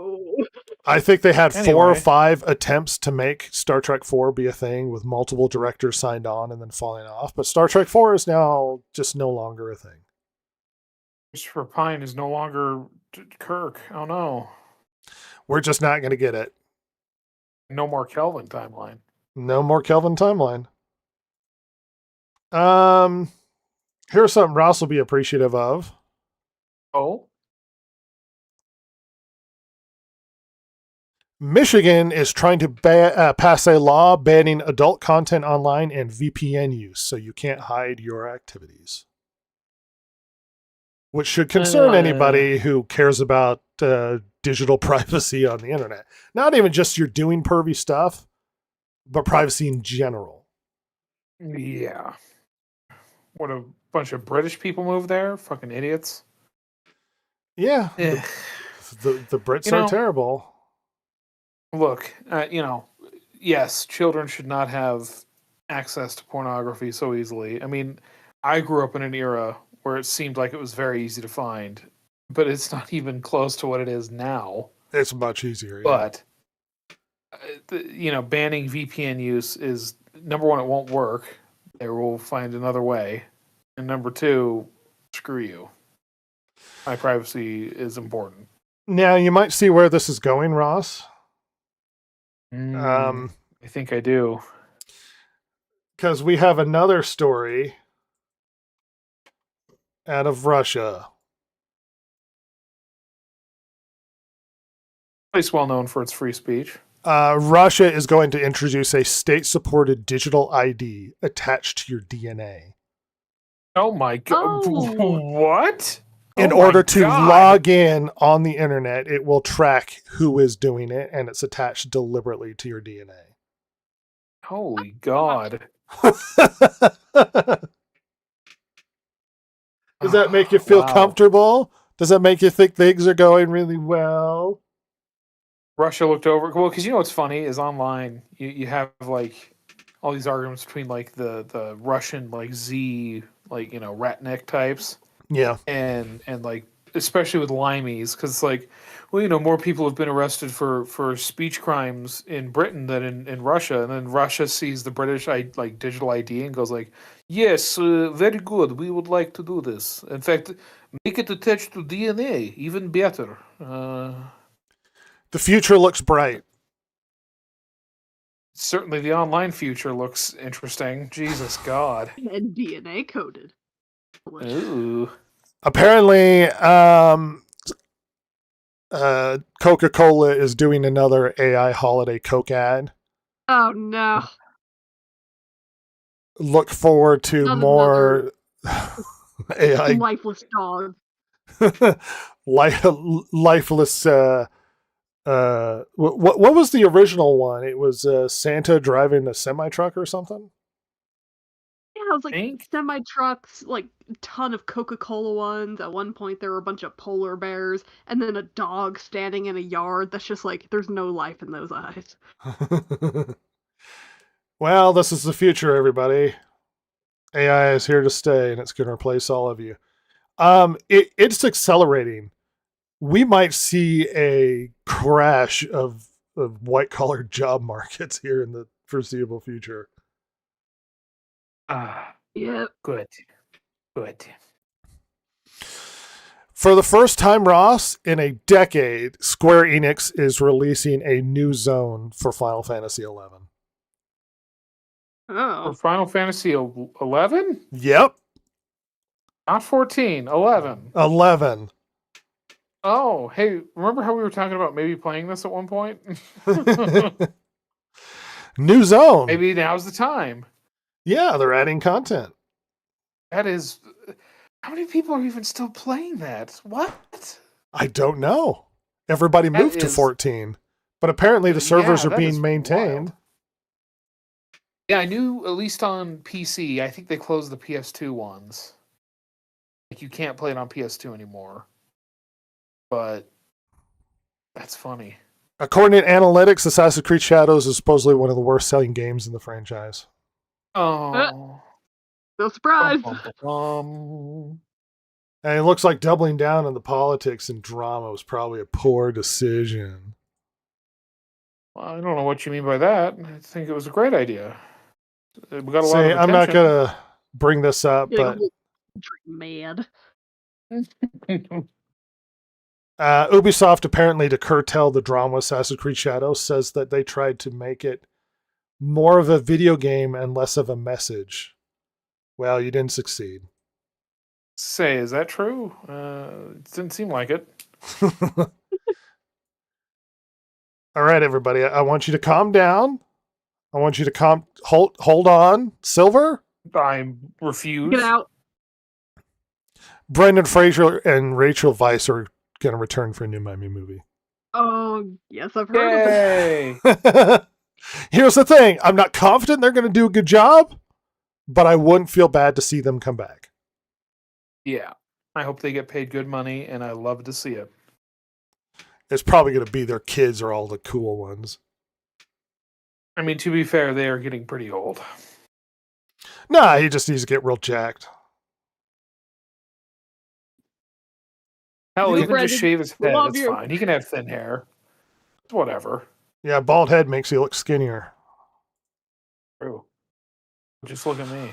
Okay, probably the biggest news of the week in terms of gaming. GTA 6 has been delayed 6 more months. Eat. Dear God. Now, I know all of us who don't care about GTA are like, okay, whatever. This news had But- devastating effects, Ross. Yeah. Like, it had a cascade across the internet of mourning and upsetness. GTA released a comment that they apologize. They're like, we're so sorry for adding time to GTA. Well, do you remember when we were talking about this a few months ago? I mean, that might throw off plans for other developers and publishers too, because nobody wants to release around that game. They either want to get in before it or wait for a Except while for after. one, and I'll tell you about it, but give me a second. Oh, The delay had such an effect on Take-Two that their stock dumped like 8% immediately when the announcement Oh came my out. God. People were Good like, Lord. 6 more months? Excuse me? This also coincided with some weird events for Take-Two Interactive. So at the same time, they fired a bunch of people. According to Take-Two, it was over leaks, but all of them were union members. So there became claims that they were union busting and casting union people out of Take-Two. No, Take-Two's claim is that they were responding to leaks from inside the company, which I don't know if that has anything to do with the 6-month delay. I mean, look at what happened to Half-Life 2 when it happened. It took like another year. Yeah. Of course, they released the entire source code. Mm-hmm. Big problem. But yeah, 31 of their UK-based workers, as well as 3 based in Canada, initially on charges of gross misconduct, then for act of sharing confidential information on a public forum, according to the UK's IWGB Games Workers Union, which all the dismissed UK-based employees were members of. The real reason for the firing was to stop the employees from unionizing. You might be projecting Mr. Alan Wen. Since the firings, IWGB has launched legal proceedings to reinstate all affected UK-based employees while also holding protests in solidarity. They have been doing union protests outside of Take-Two Interactive in response to the layoffs. I'm good. Union for You're life. doing well in the gaming industry. So here's the funny part of the story, which I knew you were going to like, Ross. So a mysterious game that they still won't tell anybody about, Devolver Digital has apparently deliberately intended to release this game when GTA 6 releases. And in a bid of spite, has publicly said, "You're not going to escape us. We will delay our game as well because we will release it when GTA 6 comes out at the same time." What is this? I didn't hear no bell. Literally, quote unquote, "You can't escape us." That is vaguely threatening. I don't like that. The mysterious project where may or may not exist will now release in November of next year. The actual tweet, Have my Devolver attention. Digital, "You can't escape us, November 19, 2026 it is then." Oh, that's amazing. The CEO just gonna go punch the other CEO in the balls? What's happening? It's very possible.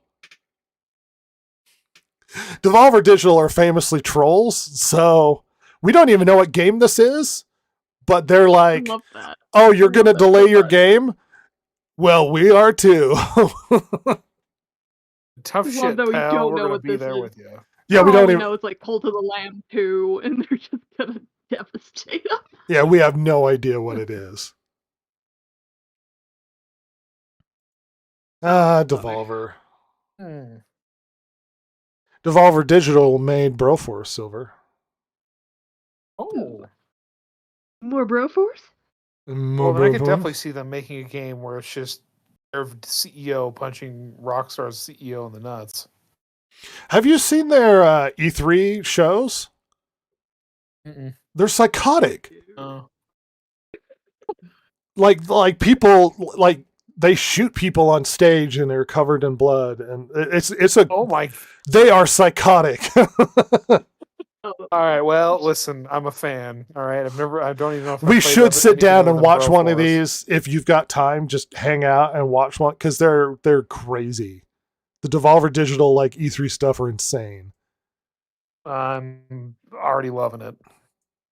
Yeah, apparently Disney released a memo saying that there's no deal in sight for YouTube TV, Uh-oh. and YouTube is not happy about the direction that negotiations are going. Rhett, Yeah. if even 6 or 7 years ago I told you that headline, would it have made any sense to you? No. Yeah. Me neither.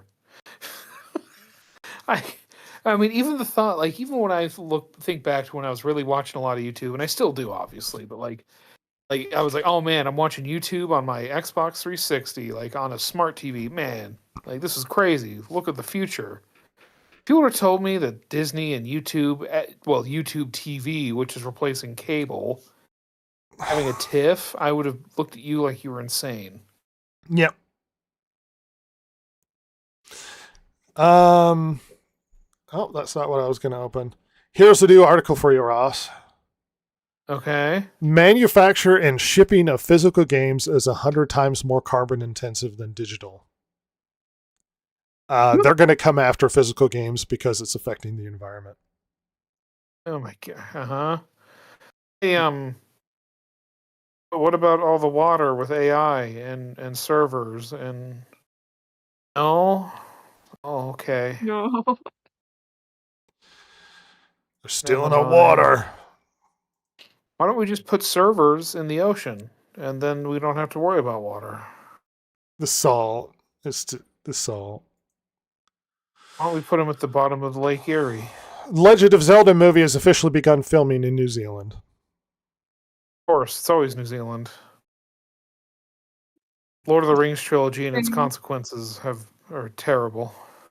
I'm still hoping Link's only lines are gonna be "Hwah, hee." Yeah. Hop. Huh? Yeah. Please. I'd watch that. Me too. This, Especially if Zelda was a Nintendo says it plans a consistent release of new films following Super Mario Galaxy and the Zelda movies. Oh. Get ready for No, the Nintendo age of don't. Nintendo digital film.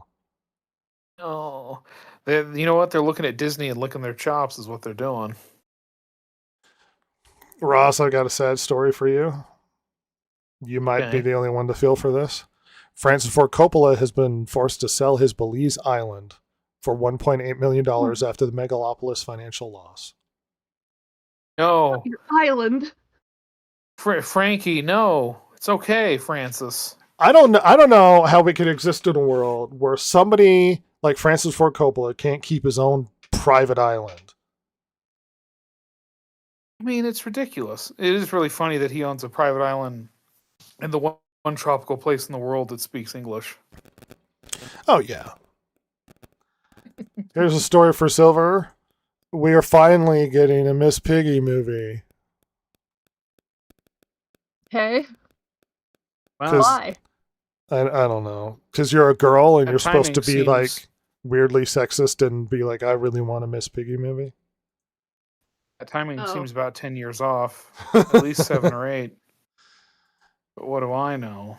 You're going to be first in line for Miss Piggy on the big screen. Yes. No one wants this film. Here's an encouraging piece of news, Ross. PlayStation is reportedly using targeted pricing strategy to encourage game purchases. That's right. They're going to monitor your activities, your likes and dislikes through all of the data they've collected, and specifically target sales specifically to you, which you may not be aware of, but the Xbox has already been doing this. Oh. They have been collecting our data and targeting sales and deals specifically for the user. That's really creepy. I don't like that. Microsoft, why did you do that? Well, PlayStation is doing the right thing by following a Microsoft who's notoriously successful and makes good decisions. Oh yeah, definitely, especially with their Xbox brand. Gaming is a strength, you know. This blew me away, so I included this. So they're going to have a Paddington stage show. And what everybody's been talking about is the bear costume. Bad, isn't it? Oh. Bad. Oh no. Okay, No. watch. This is the actual costume for the Paddington show. On stage in London or whatever. This is not AI. This is the costume. What? Huh? The nose moves. The mouth opens. Oh my gosh. Oh no. This is the costume for the Paddington play. Why wouldn't you just put some asshole in a bear suit with a painted face? What are they doing? I don't like it. He's adorable. I don't like it. Ugh. Did you see like Gross. the really bad like Shrek that they did? I have, yes. No, Ross, not the good Shrek. They Oh, brought okay. Shrek back to tour. Mhm. Here, let me get it.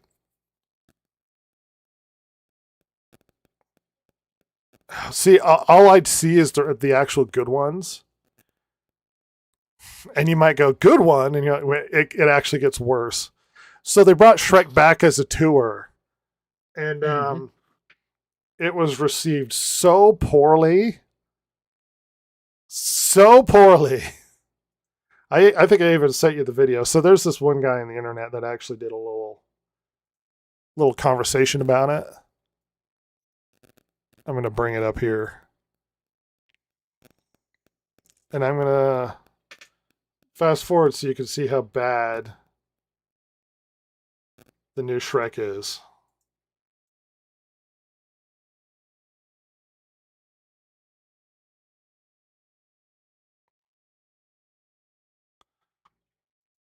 Oh.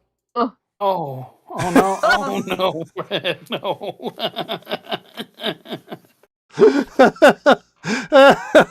God.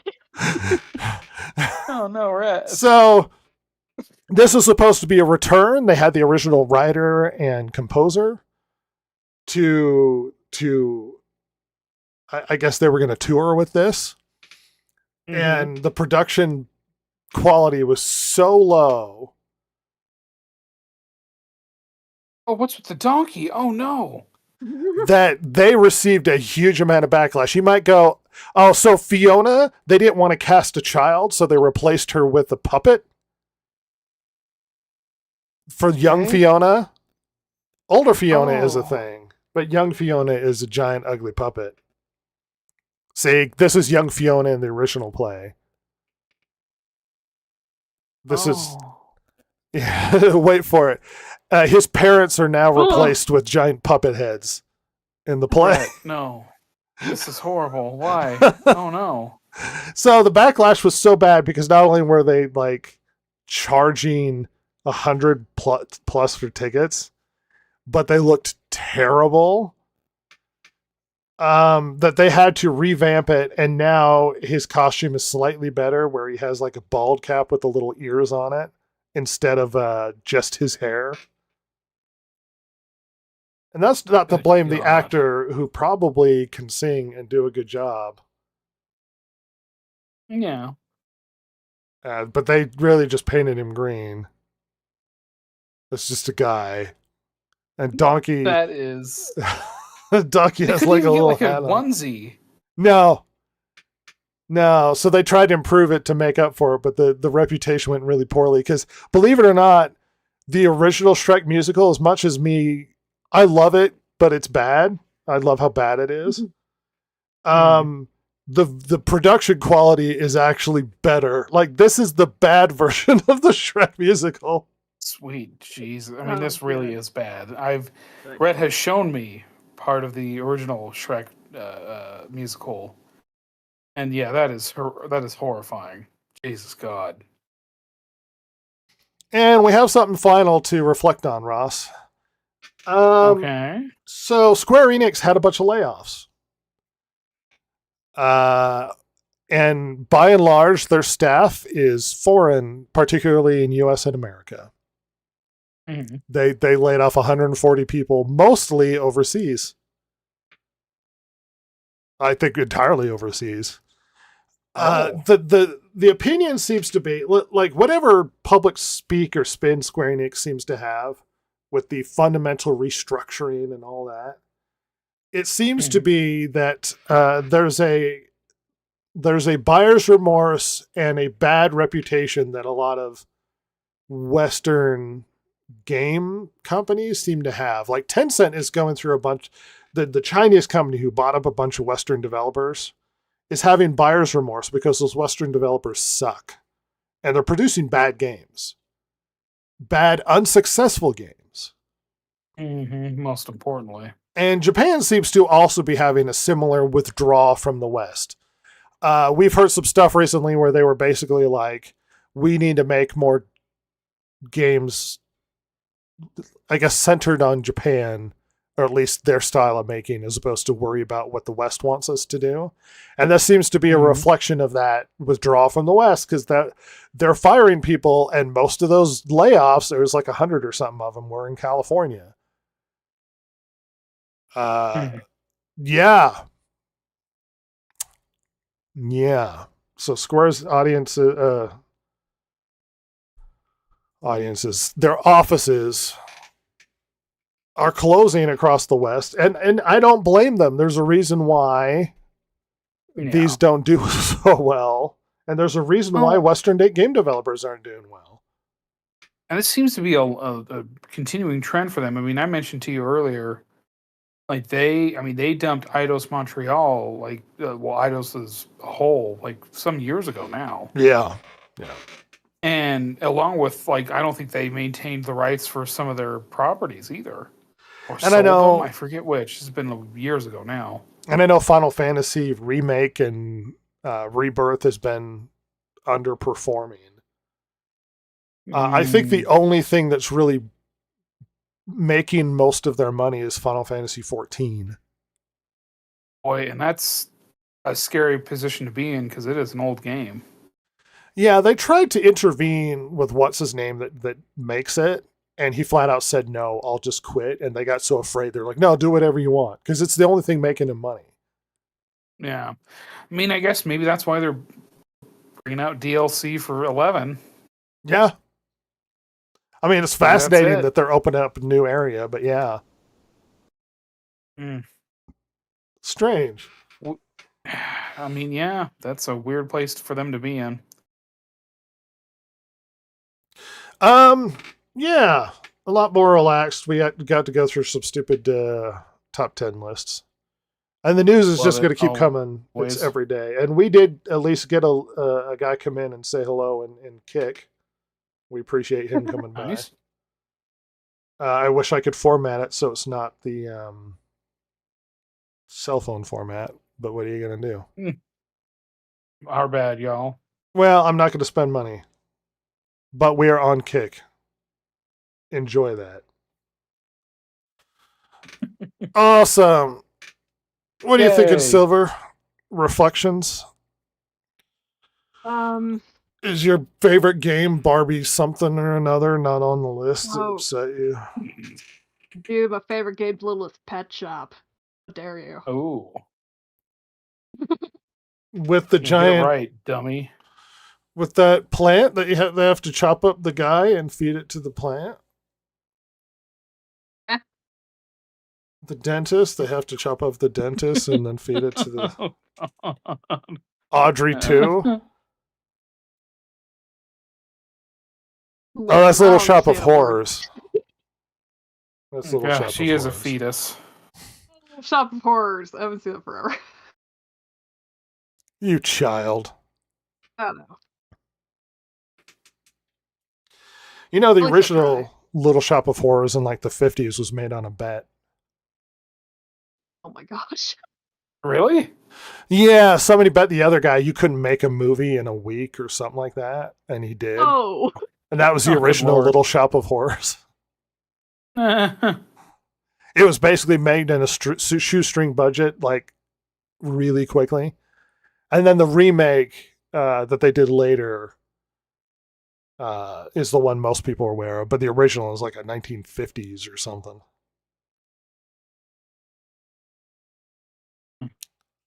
Information. Ross?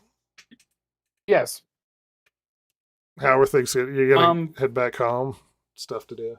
Yeah, I'll probably head back tomorrow. But we can keep wild landing as usual. Yeah, we'll keep murdering them tourists or people, civilians in their own country. Hey, listen, they should stop jumping in front of my goddamn gun, these idiots. My God. I'm just really into skulls. Yeah, you are. You are Sam Fisher that's into skulls. It's true. It's true. Shouldn't have looked. Shouldn't have looked. Someday that thing I made up will catch on. If It I will. become a popular I- ninja streamer, that'll be a popular phrase. Rhett will be the stealth game streamer of the century. I invented it. You did. Shouldn't have looked. Awesome. Well, me and what's the turkey's name? Horatio or something? Jorge. Jorge. Jorge. We're going to get out of here. We appreciate everybody coming by to hang out with us. It's time to run along. Outro.